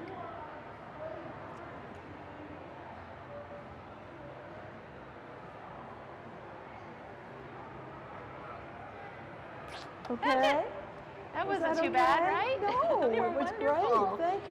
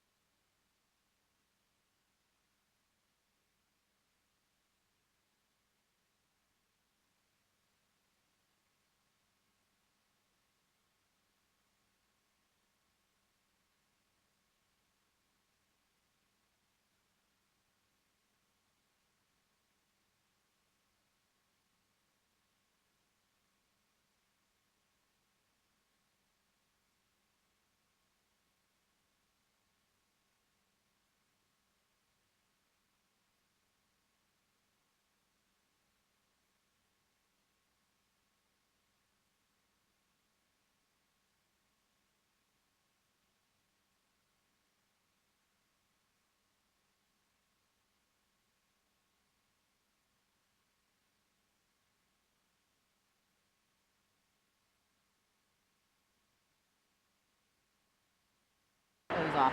It was off? Yeah. I'm a genius.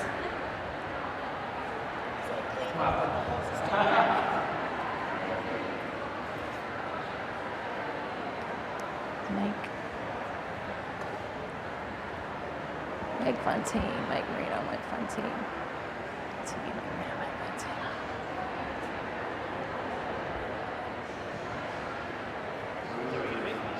Is that good?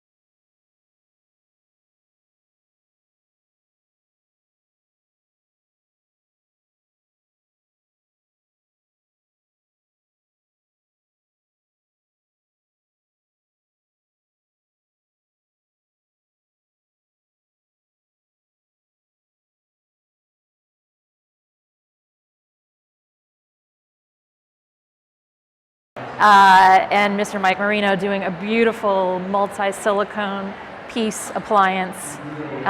Let's watch. I'm really excited about this. Boyfriend for her Halloween party last Halloween. So we did this kind of elaborate makeup on him that was on the reel, and we did that in silicone, and I was actually pretty surprised. We ran it harder. We used much less deadener than we usually use, but it worked out pretty well, actually. How's that? Yeah, you want to Yeah. hit that? It's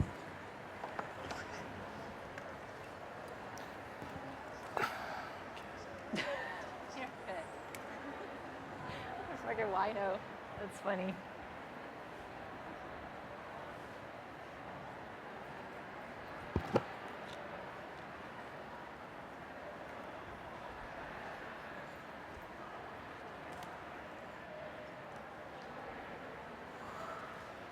And don't feel bad about it. Let's just One cool thing with the Brando makeup, you know, in The Real Godfather, Brando didn't want to wear old appliances, and Dick Smith was actually really disappointed. He had this whole great thing in his mind planned, and Brando didn't want to wear these pieces. So the makeup is really old age stipple, which doesn't really look like old people. You know, old age stipple does this certain quality that is not very realistic, but you know, your eye kind of goes with it.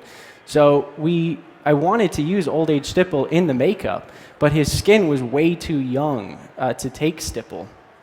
So what we did is we sculpted it. We actually sculpted stipple texture into the makeup. So we tried really hard not to make it look like it would look. And I was working on it. Mike kept coming over and saying, "No, it looks too real. This is not how it should look. You know, your jowl looks like a real jowl.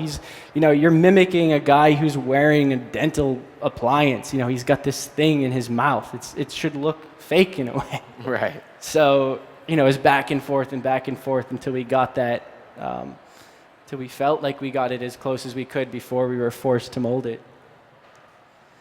And we incorporated the stipple into his real eyelid. So on the thinnest part of the eyelid, young people can pretty much take stipple because that area is so thin. So the stipple kind of blended into that piece. So you glue the piece on first and then stipple it over, and the texture can match. We did that on Jennifer Connelly as well. We ended the piece right here on her cheekbone, sculpted where we knew the lines would go, and then stippled into it. And you really couldn't tell where that began and ended, which was a nice trick. If it was all a sculpture or all stipple, it probably wouldn't have looked as good. All right. So it's always like finding a balance between the actor's face and a prosthetic. You don't want to like cover the entire person's head in rubber, And maybe some of you do, but this is, sometimes it may look better, in the sculpture or something like that, but it's hard actually to blend it into the middle of nowhere. That's why Dick Smith's makeups are always so good. They like blend it into the middle of nowhere, and they're made, painted and everything to look real. Eyes closed. It's hard to do.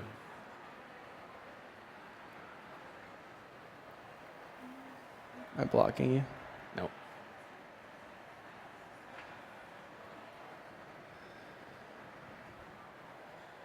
A little closer. Yeah, thanks. Okay, Nikki, keep your eyes closed.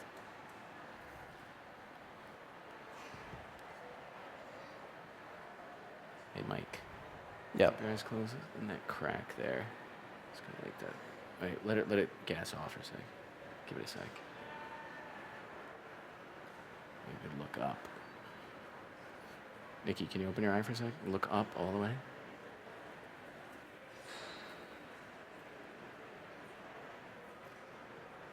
You have that fan?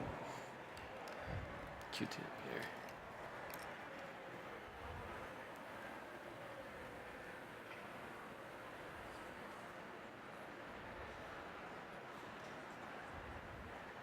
So this is good to give your actor. Some people don't like it. Some people feel like comfortable. It makes them feel easier that they're in control and they can turn this on and, if something's fumey. You want this, Nick?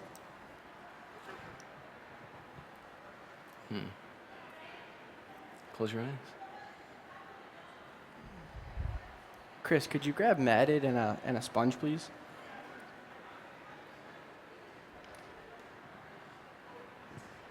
So a lot of times too, I'll brush some glue on the back of the piece. So when you're gluing something on with the flashing on it, this extra here, it can be hard to tell where you're putting the piece.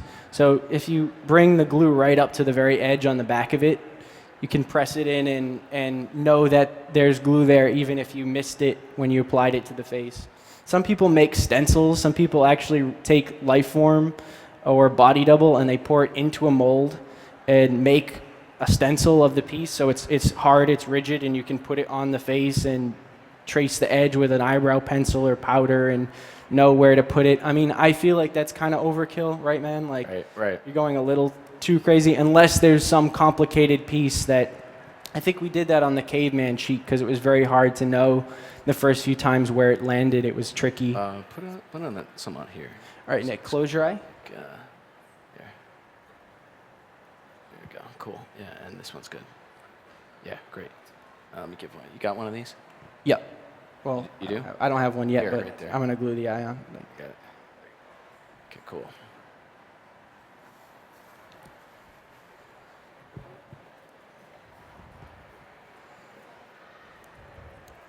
Would you hold this lens? So we just use these red sponges and cut them into like triangles and go over the edge with this matted Prozade and just seals up the edge.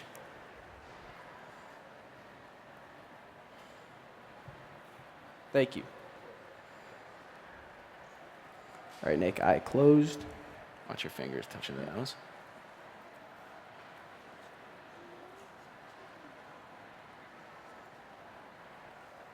So me and Mike have done a lot of makeups together, and we don't really get offended when someone's in the way. Like, well, we usually do this. Wait, like this. Wait, no, really, like this.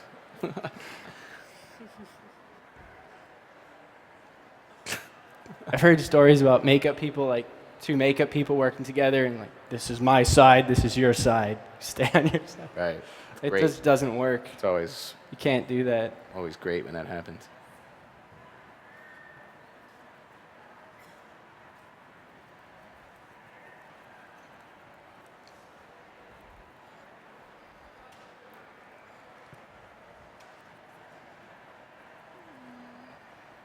Okay, Nick, eyes closed. Keep your eye closed.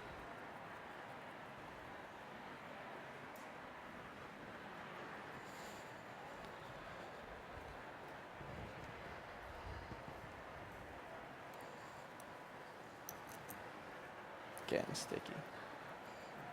I'm gonna put. You want to do the nose or no? Go for it. Do we need it? Yeah. Kind of almost has like a kind of goes in. If you think you could do it. Yeah. Sure.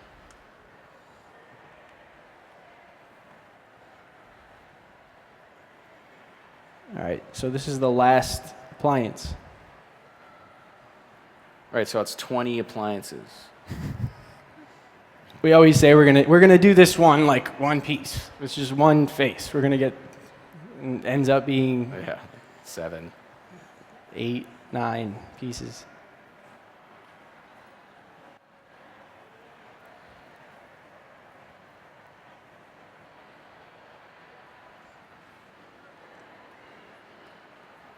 Okay. So I like to take the flashing and like check, see if there's any like areas that were missed. Are we? Yeah, let's do it. We're good. Okay.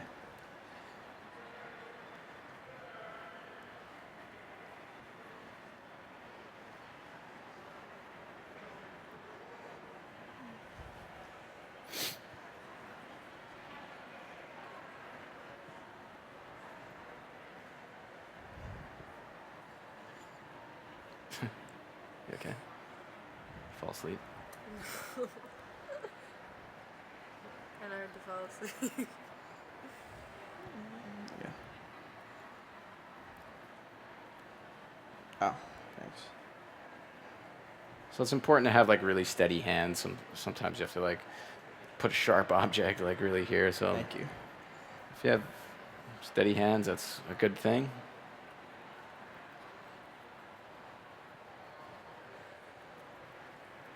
I get that.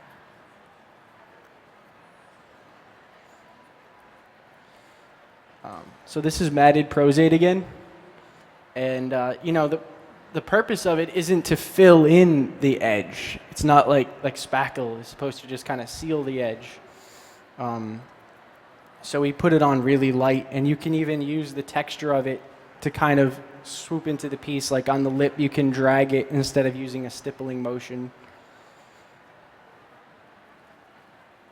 But you can fill little areas too, which Yeah, if you need sometimes to. there's like some freaky edge that like got messed up.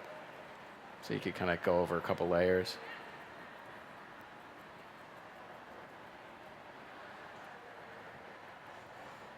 How we doing on time, Linz? Okay. So what are we in? Left? Half hour then? Okay. All right, cool. Any other questions from anybody? Or sure. Oh, I'm sorry, I can't hear you. What do we use to color the silicone? We use fuse effects right now, and we also use flocking. So some flocking, you can really short flocking works, or you can do a longer flocking for effects like the organ stuff. We use longer flocking. People use all kinds of things. I don't know if fuse effects is the best, but it's worked for us. It's a liquid pigment. It's like a silicone pigment. And it just goes on in clear silicone. One cool thing that Mike started doing is, we would always have these actors come in for a life cast and take photos, and then we try and white balance the photo and then match the piece to the photo, and it just doesn't work. So Mike had the idea to just take the silicone and tint it right there. So whenever we have an actor come in for a life cast, we make sure we have a setup of silicone on the table. And we, while someone's putting on the bald cap, the other person's mixing up a sample and putting it on the neck or the face or whatever. And we usually match to the lightest area. So under the eye or the neck. And then that sample becomes the master that Scotty then takes and makes the rest of the batches based on. And that's a really big part of it. So no matter what product you use to do the silicone, the key is getting it right and making it as close to the actor's skin as possible so that you don't have to paint it so much. All right, so you can see that it's kind of blends in halfway decent already to her skin here, so you don't have to go crazy with paint. But we do paint over her skin and we match our base tone to match the piece, because you can get it to look really good, but then when the actor is speaking and screaming or crying or something, their face will turn red and your piece won't. So we kind of blank out the real actor's skin if there's like exposed areas. So you don't get that. And that was, it was a funny story. Dick Smith, when he was on a TV show with Patty Duke, had done a nose that looked like really perfect, and then she did a scene where, I don't remember, Kevin, maybe you know the name of it. What is it? Me and Natalie? Me and Natalie. So it looked great in the makeup trailer, and she started crying on set, and then the nose was pale and her whole face was red. So then he, rushed back and painted the whole nose red, and then she acted in her scene, and it looked really right. But so it's kind of like a reverse thing. We blank out all that color and then fake it back in.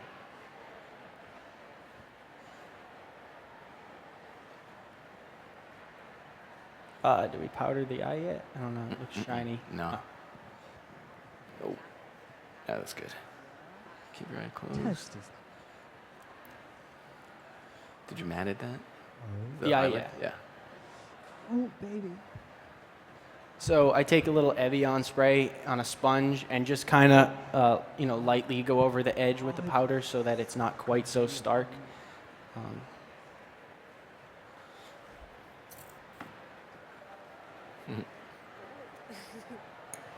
Okay, I'm gonna switch over here. All right, Chris, can you This is like switch out to paint? where we cross the streams. This is the wires always get crossed. Someone needs to invent a wireless or cordless airbrush. Yeah, like a compressor on a belt. Yeah, or Something, something. What's that? Right.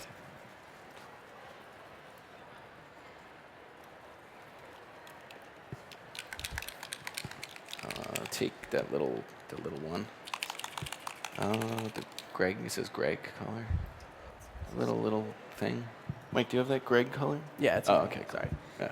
Um, Do you want this? Or Lindsay, do we have top stick? That little Oh, we didn't put it under there? box. I want to do it. There. Does the hair will cover it? Over it? Yeah, Yeah. on the side. What do you think? Yeah, I don't know. All right. So let's just get all the glue brushes. Okay, if you think. So this color mixed up to match. It's Skin Illustrator. Yes. And I match it to the piece. So what I do is I take this airbrush and I unscrew this needle, and then I pull the needle back just till it disappears. Is the glue still out? And then I dilute it with a little bit of 99% alcohol. This is a Iwata HPC. So then, I don't know if you could see, I do Chris, could you shake Kinda like vein these tone? little Shake up vein tone. kind of spatter effect with this. So I take the base tone, instead of like spraying it on everywhere, I kind of like fade it on her exposed skin areas And can you throw a little in the micron for me? and kind of work it into the piece. I don't really like to, it's a little light. Okay. So I'm going to adjust this. Vein tone. Yeah. There you go. So I kind of paint over the skin and into the piece a little bit.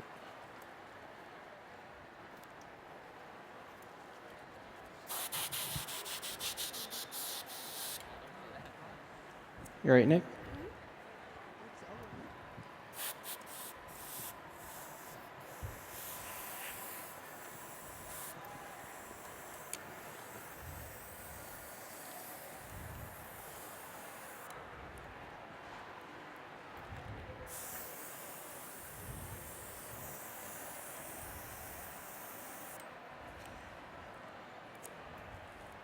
Actually, it could be.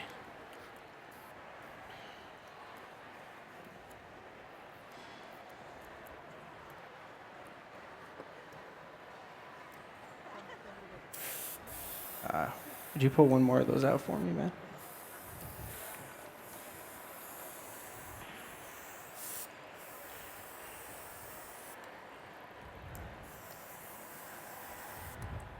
I think, where's Chris, what PSI is this? This is right around 20 is what you want to Hello. Hello. The paint seems This is crazy.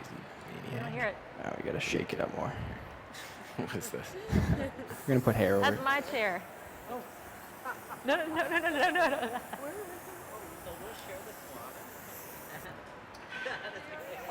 You wanna shake the shit out of that? Hey. Does it look terrible that they only have one PG. cup? Oops. Sorry.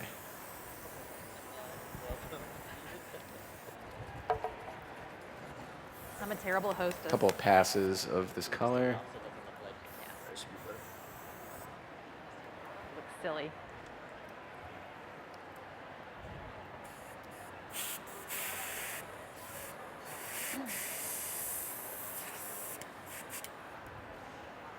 Keep shaking. Maybe.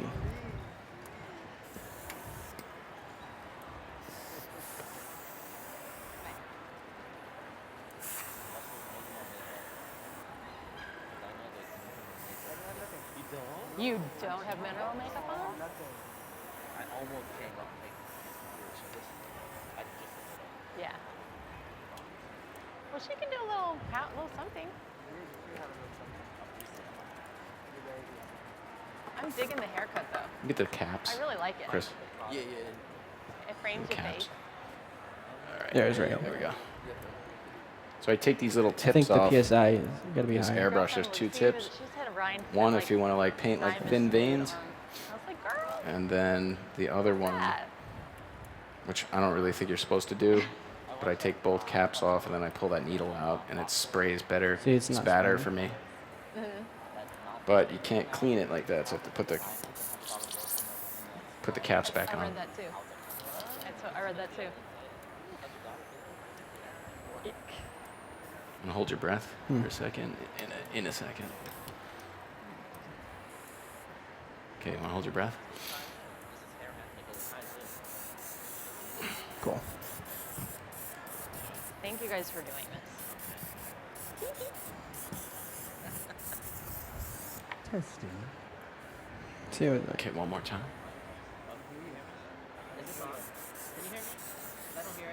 So this is a little final seal that I spray over the first initial base tone, because Skin Illustrator will re-wet itself if you put another color Try that. over it. So We'll be able to hear. I seal it and then I go over with more color so it doesn't eat through the base tone.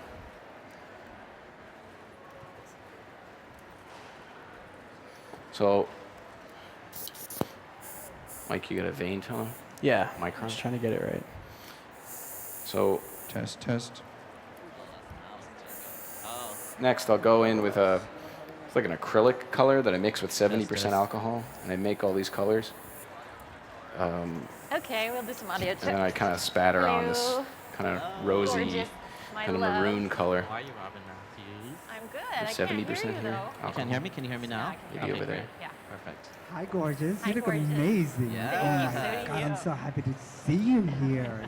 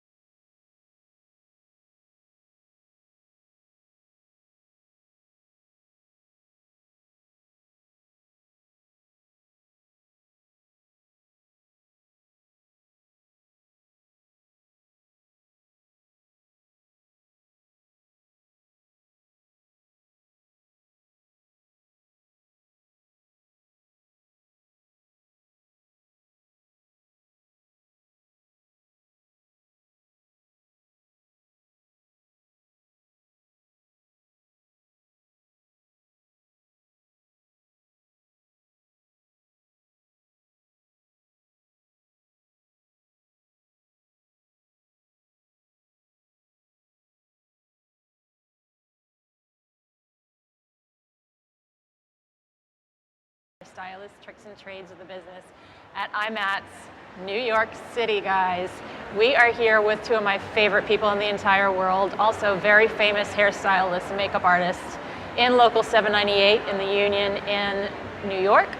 We are here with Fabian, amazing hairstylist, and Mr. Leo Wan. Hey everybody, how you guys doing? Thank you guys so much for being here. Thank you, Robin. Thank you for having us. Oh man, just I don't even know where to start. I'm in love with both of you.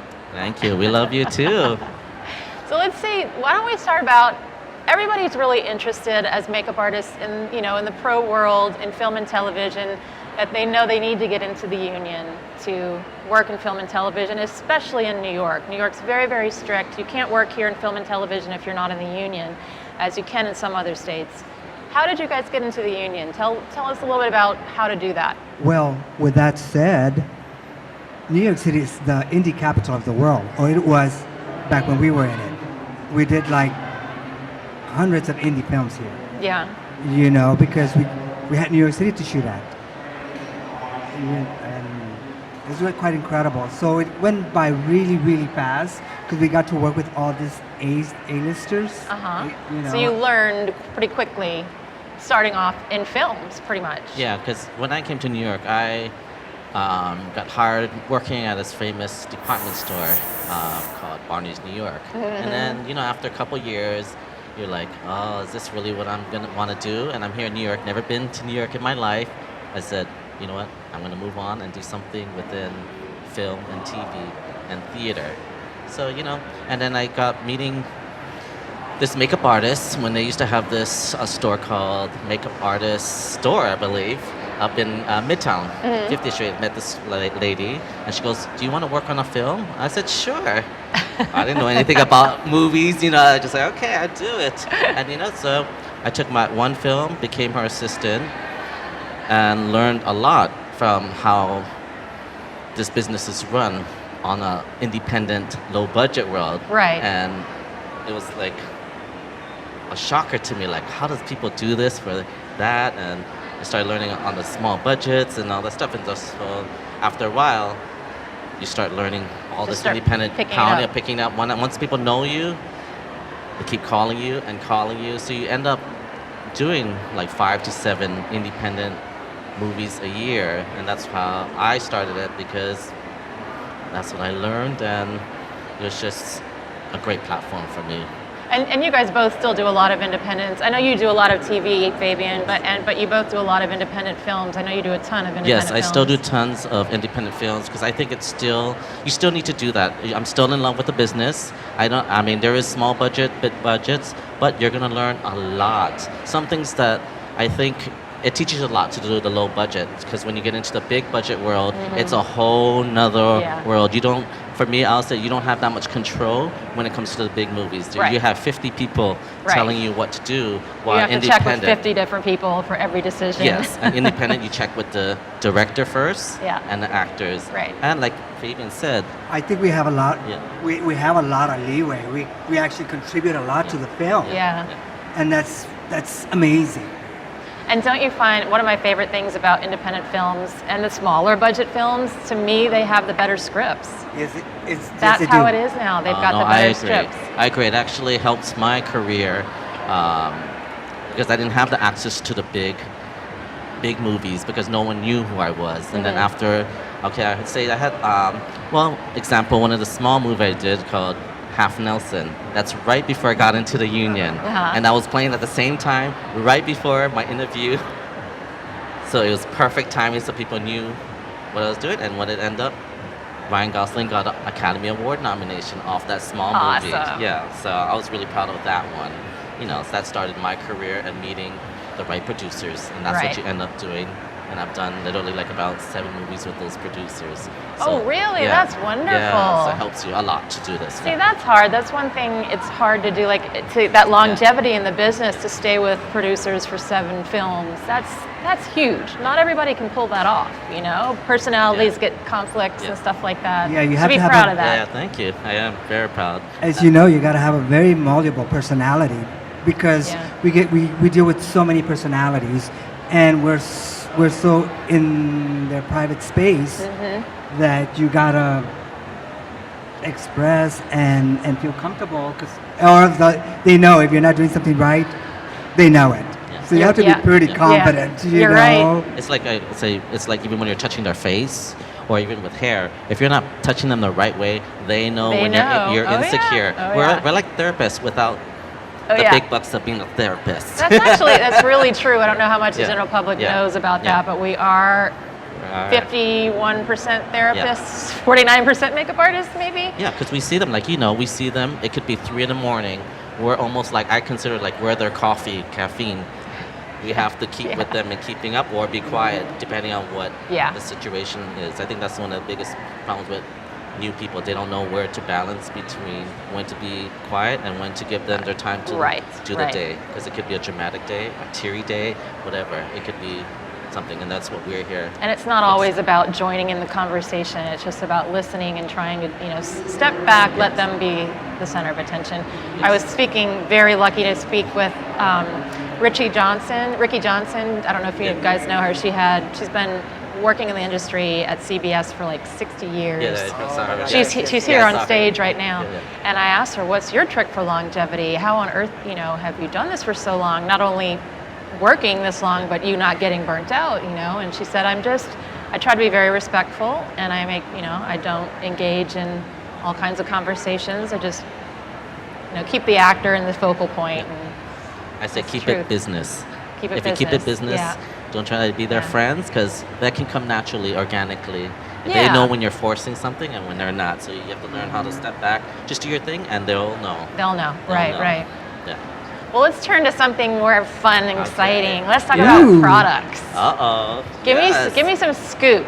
Give me some scoop on your favorite hair products that you cannot live without. Oh my God, the Bumble and Bumble has this new thickening mousse and spray that is just phenomenal. Really? Yes, it's so wonderful for all the men and the ladies when they have thin hair. It really gives you so much body and so much. Oh, for thinning hair. Yes, which is very important because you get a lot of men that want the spiky hair, and you can't put very heavy product. because otherwise it's like you have no hair. Uh-huh. So you kind of have to keep the hair nice and plump. And what about, I think when we were working in Mobile, we were talking about cures for baldness. Weren't we talking about that? I don't know if it was you and I speaking. Where are we with that? Have you heard, or are we closer to a topical cure for baldness? Actually, I just did a TV show called Out Mom Out. It's going to be premiering in Bravo. And our actor there has very fine hair. Like, her hair in a ponytail is this big, this thick. And that's her whole head. So we had to make it look fuller and things. So as soon as we got done filming the series, she went and got,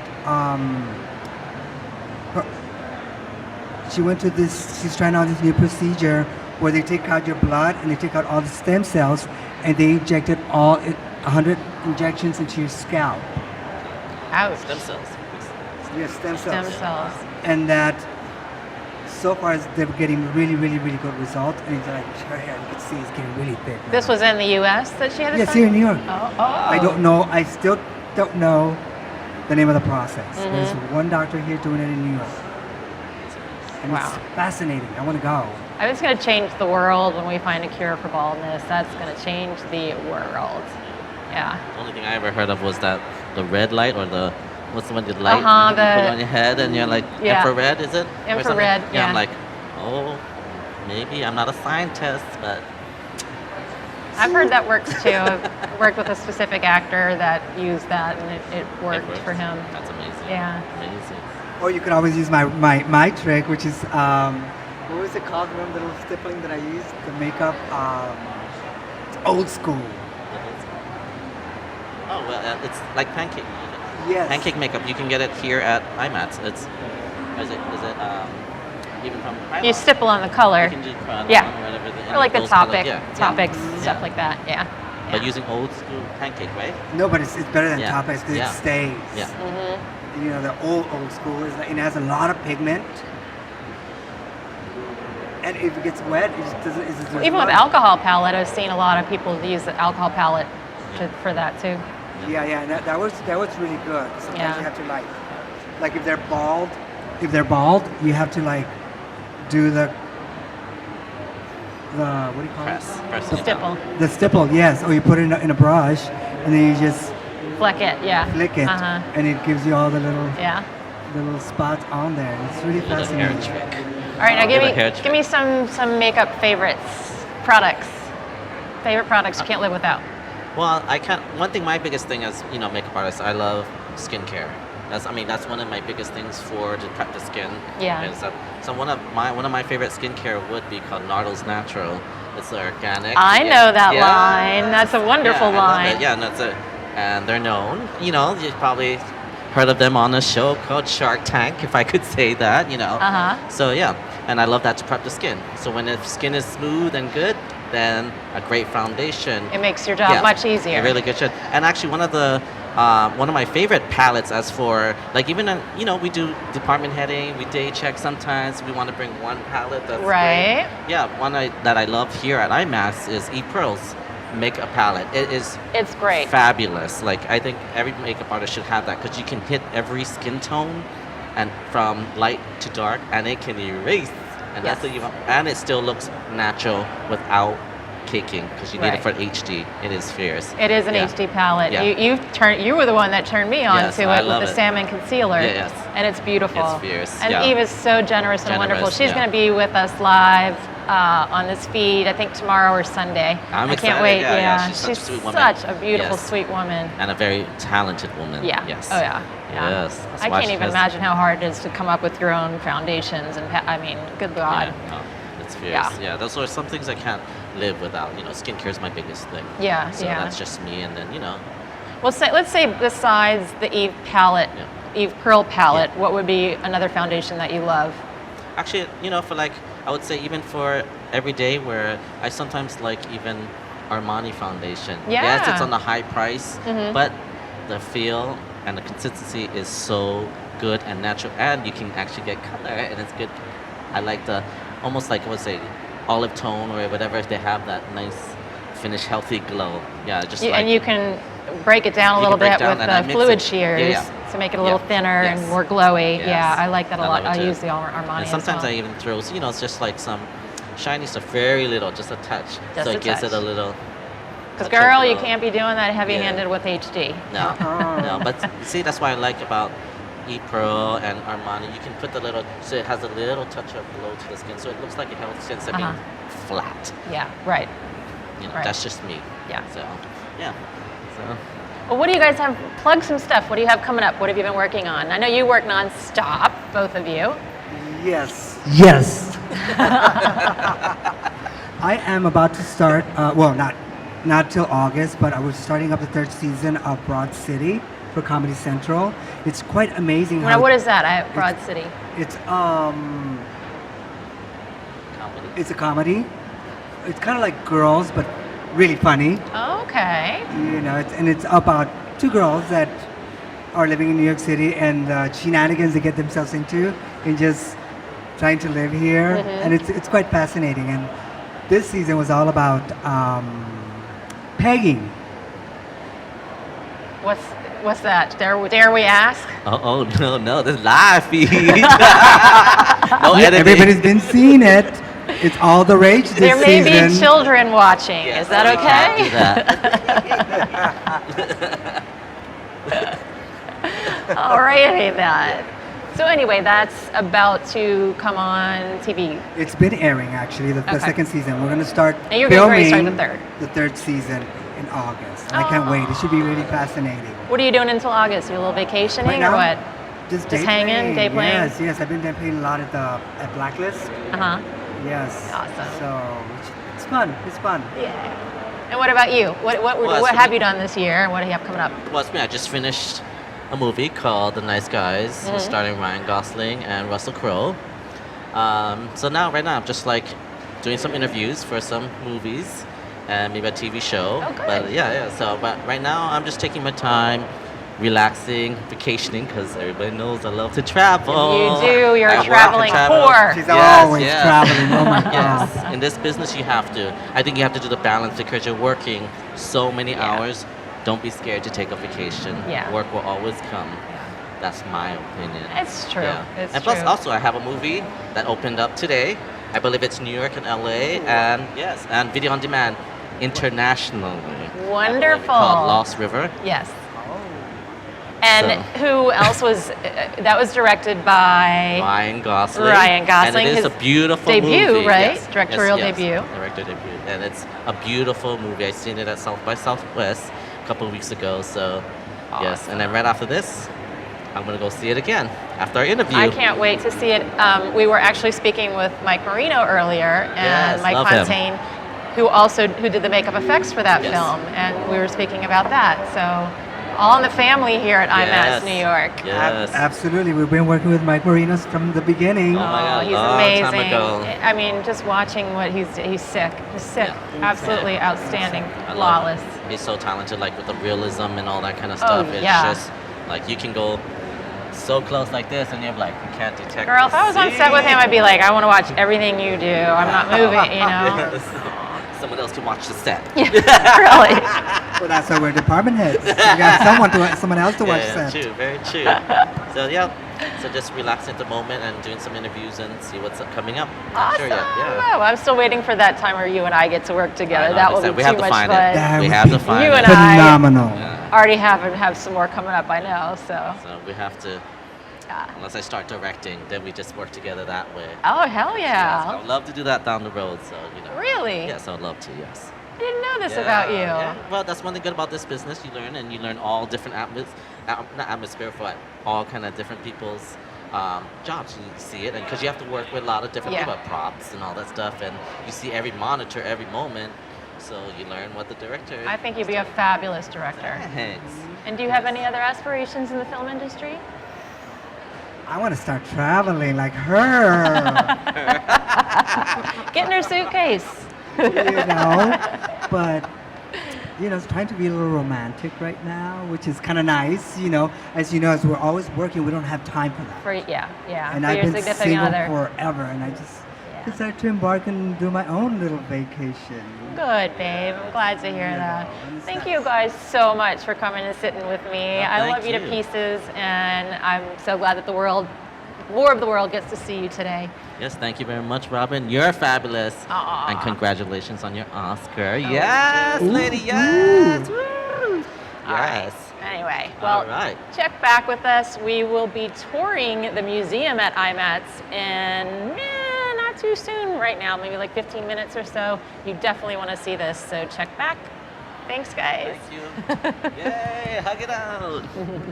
Yes.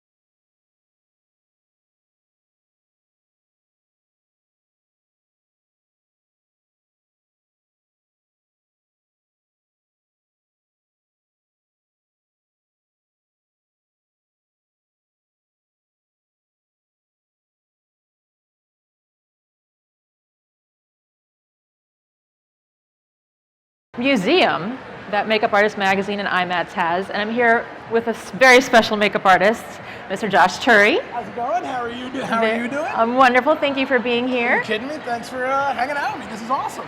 Now, most people know you as, for 15 years and still counting, being one of the top makeup artists at SNL, Saturday Night Live. Hello, makeup artist dream.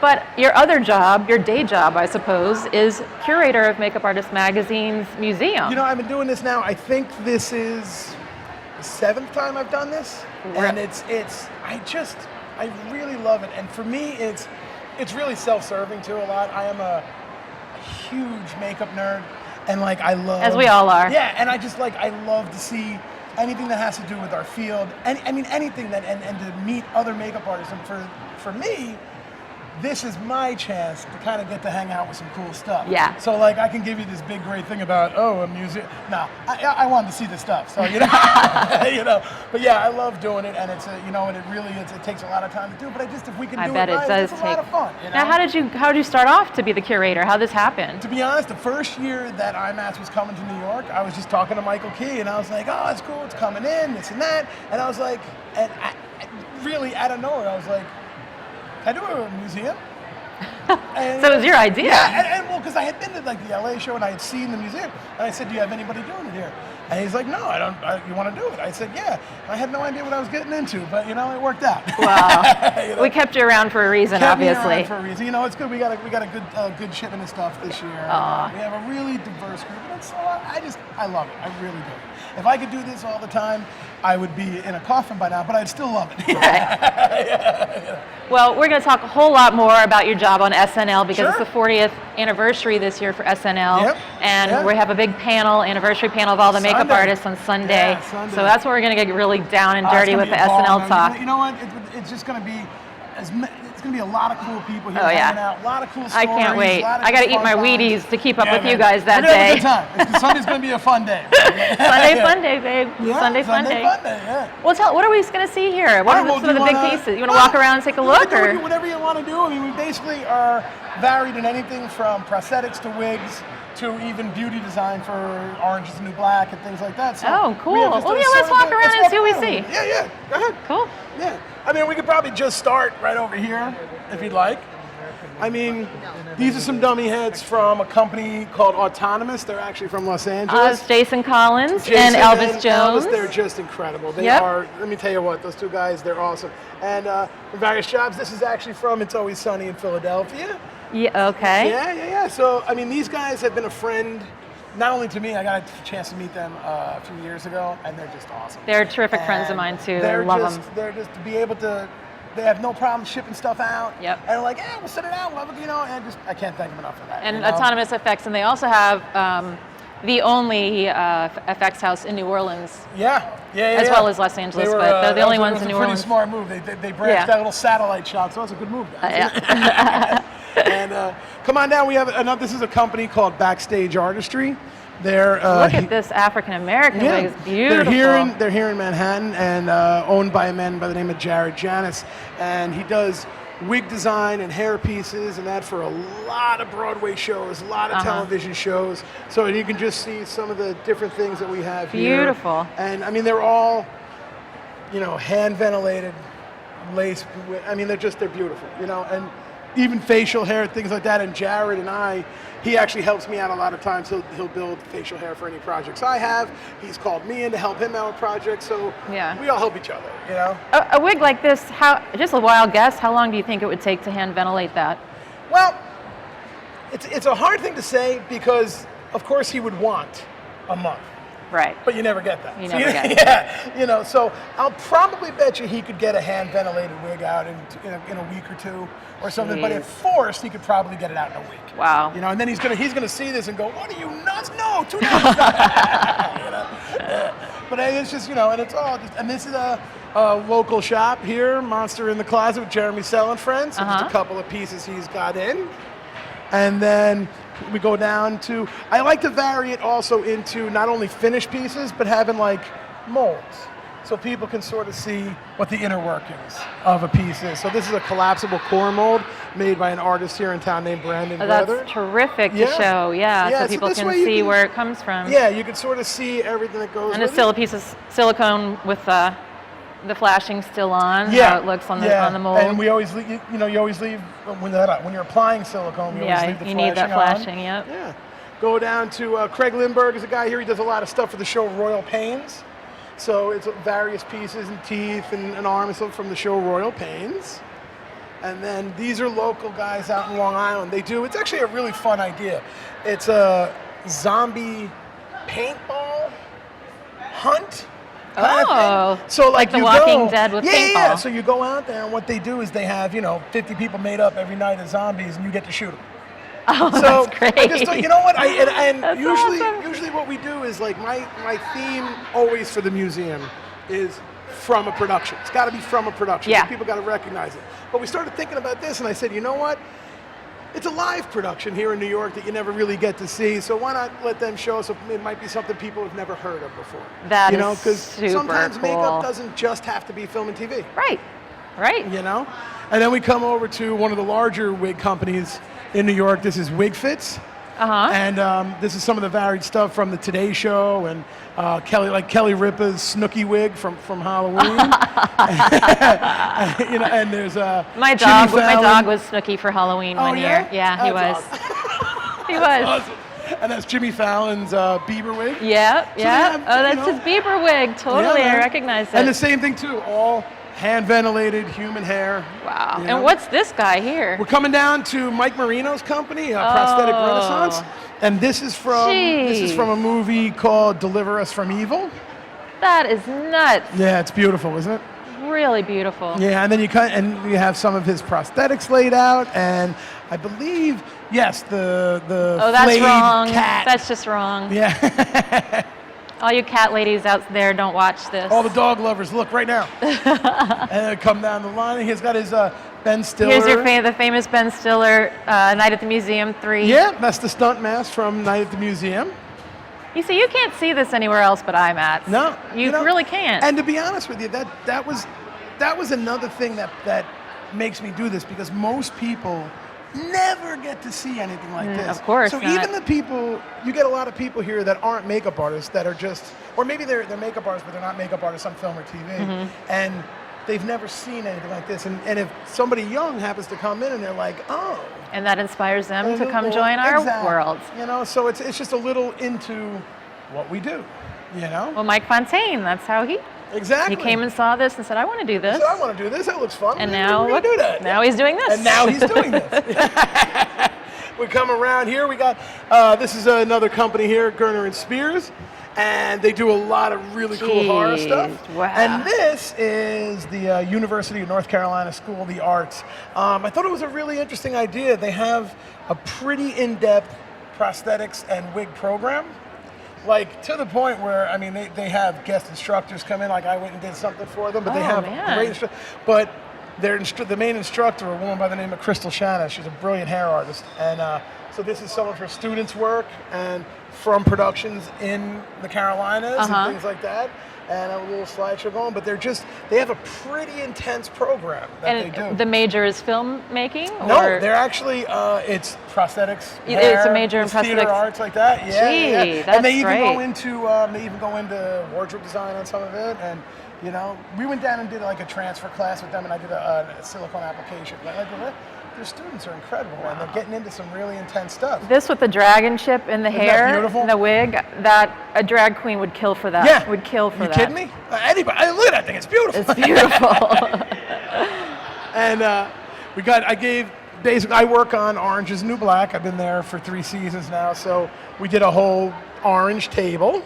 So I had Michael Bigger and Karen Router, who are the department head and the key, and Mandy Bassetti also give me their design sheets for their These characters. are their actual design sheets. Yeah, and what's interesting is a lot of times in the museum we just have prosthetics and stuff, and I was like, well, there's other. It's not just a prosthetic show. Prosthetics. So that's why I was thinking it was nice to be able to throw these in there so people can come by and go, oh, especially with a show like Orange where a lot of people look at it and say, oh, well, they don't have a lot on. But when you look at the design sheet, They're you really- go, yeah. you know as well, there's a bunch of makeup there to make it look like there's no They're makeup like there. no makeup. Yeah, so I really And wanted people love this show, so I'm sure they would love to see behind the scenes of it like this. And like I said, I really wanted to point out that, it doesn't just have to be a piece in the museum. You know, a couple years ago, we did a whole theater thing from the city, so we had like Lion King, Wicked, and all that here too. So every year we try to do God, a little you something know else. everyone.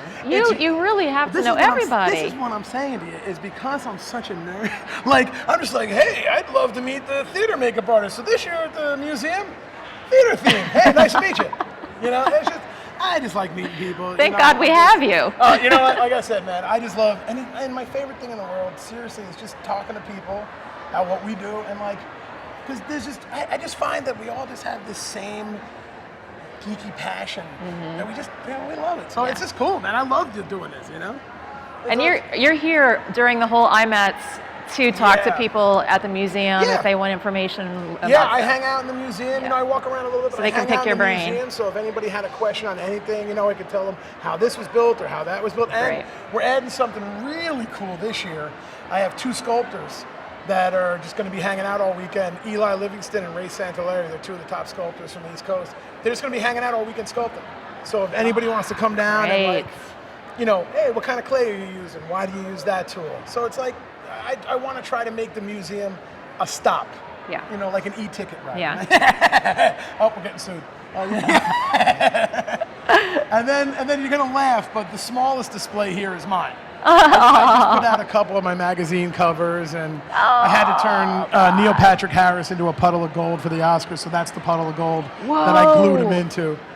And that's the piece from the cover. So we actually put his face through, and I had a prosthetic that went around it. And I make all the tattoos for Orange and a bunch of other shows in the city. So I just threw some of the tattoos I make out, and that's another whole aspect that, I'm thinking one year I might just do a tattoo, like tables of just tattoos for film and TV. Especially the huge ones that are like full body back pieces and stuff, and just where you have to cut them into pieces to apply them. And how great would be for people to see actually how that works. How that moves, Yeah. And then we come down into Tom This De poor Niro. little sucker here. Yeah, this is from the show Forever. And I think actually all of this stuff is from the show Forever. And really beautiful work, all silicone pieces. It's a shame, I think the battery might have died, but the heart inside the chest pumps. Oh, cool. Yeah, so I don't know if it's off or the battery might have died, but we'll have to check that out. Wow. And then over here we're going to start, it really starts in the front, but we'll start over on this side really quick. These are on Sunday with Larson and Eva. They're doing the 100-Year-Old Man panel. This is people are just talking about this Let me tell movie. you what, these pieces, look at this makeup. This makeup is This is the talk of the makeup world right now, this 100-year-old man. And we were the luckiest thing in the world to have these guys. And actually, Love, I think it's Love, but I call It's it Love, I just learned that too, Yeah, so Love and I, actually, he was doing a job a couple months ago, and I had a life cast of somebody, so I sent him a life cast. And that's how we got to talking. And then all of a sudden I was like, hey, you wouldn't want to send some stuff, to the museum, and then they got him to come out. So it's that trickle. Yeah, I'll get to talk to him too. I can't wait. It's really He's an amazing exciting. artist, and I'm just, like I said, we're lucky. You seem like the kind of guy that can get anybody to do anything. Oh, you give me enough time. I'm telling you. And then we'll come around here, and then this is actually one of the sculptors that are going to be here this weekend, Eli Livingston. This is some of his work. Incredible. Yes. And he does everything from like these really small figures all the way up to full heads, full bodies. He does a ton of stuff. So he's going to be here tomorrow and Sunday sculpting. So, if you want, come on down, check out Eli, ask him any question you want. It's great. Great. I mean, we'll probably get to air that too, so you can catch it from home. He'll be, like I said, as a matter of fact, he's standing right there. But and then we're lucky also with Jennifer Aspinall coming into town for the SNL thing. I also asked her if she could just send me a few pieces. So many shows she's worked on: Toxic Avenger, Mad TV, The Tonight Show, Basquiat, and that's Carson. All My Children. It's not even just it's like not even that. It's just The Tonight Show. It's Carson. You know? Oh, like, gee. Yeah. And Oh, this is wow. from Street Trash, which is, come on. Yeah. Come on, you know? You know? Gee whiz. And then we start getting Legends. into the SNL stuff. Okay, this is like, the Holy Grail. Yeah. We have Rosanna Dana from Gilda Radner. I gotta bring another block for this, but that is, if you've seen the cowbell sketch, that's the him from, cowbell and the beard. So here's the photo of it. Here's the photo of him. But I just gotta get a block for it. We ran out of blocks. You And know? Church Lady. Church Lady, and then you got Wayne and Garth. Yeah, and then you come around and we have Bronx Beat. Bronx Beat with Betty and Jody. Now, the funny story about the sketch Bronx Beat with Betty and Jody is two of the women that run our hair department. The hair department head is Betty Rogers, and her second is Jody Mancuso. Now, Jody is born and raised in the Bronx, and if you ever watch the sketch, they're doing her. Oh, no. And it's turned into a thing, so it's like for her, it's really funny to watch. You know? And then, of course, Gilly. Gilly, I love that. Yeah. There's a makeup artist in Los Angeles, very famous makeup artist named Jessica Anderson Crocker, and she does an amazing impression of Gilly. If you ever see her, make her do it. It's spot on. Everyone who sees her, make her do it. And then, like I said, we start getting into some of the prosthetics. And the Obama ears? Yeah, the Obama ears, and then a lot of the teeth, too. So all the different teeth from... Check out those teeth. Yeah, Justin Timberlake's in there, Alec Baldwin, Catherine Zeta-Jones. Yeah. I mean, there's just different Chris sets of teeth over Kattan, the years. Ashley Olsen, Jimmy Fallon. Amazing.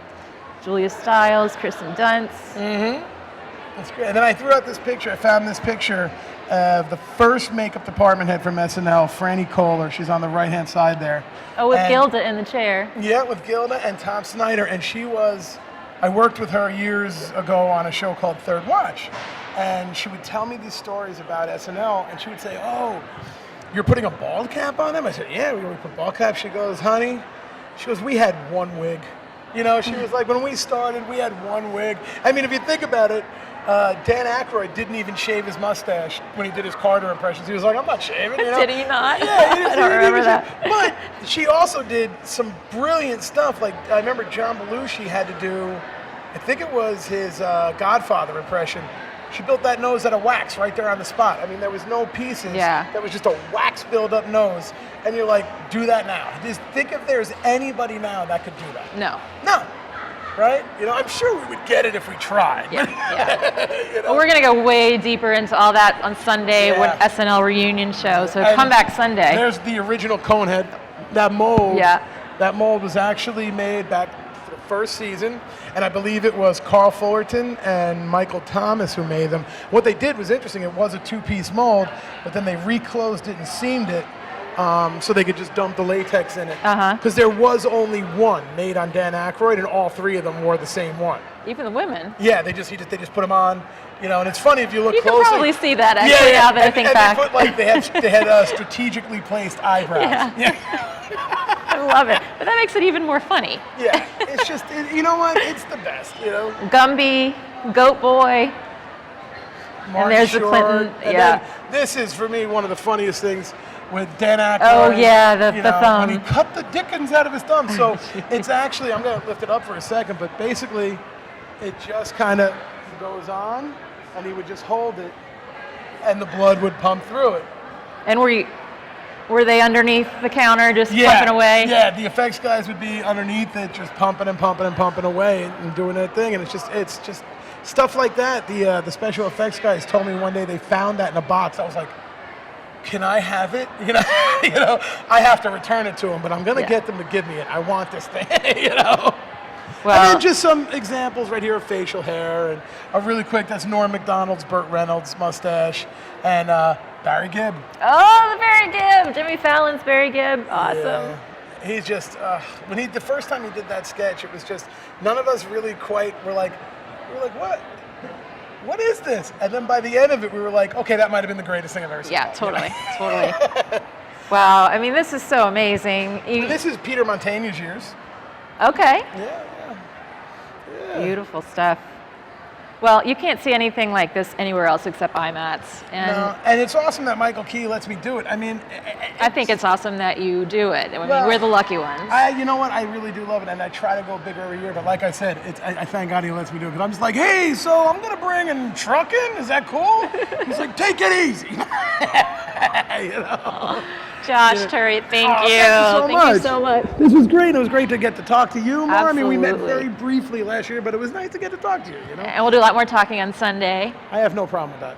I have no problem with that. But thank you for curating this amazing, That's awesome. Thanks keeping for it doing from this. generation You're to gonna be generation. interviewing people all weekend. You're gonna have no voice by Monday, you know? Oh no, I can talk. Yeah. I can talk. You and me right there. We're the talkers in the crowd. Well, thanks, guys. That's going to be the end of our coverage for today, but make sure you come back tomorrow and Sunday from 9 a.m. to 6 p.m., 9 a.m. to 5 p.m., Yeah. Saturday and Sunday, and Yep. meet amazing more makeup artists and more wonderful Come on fun down, stuff. hang out. Yeah. IMATS Live. Thanks. Take Good it night. easy.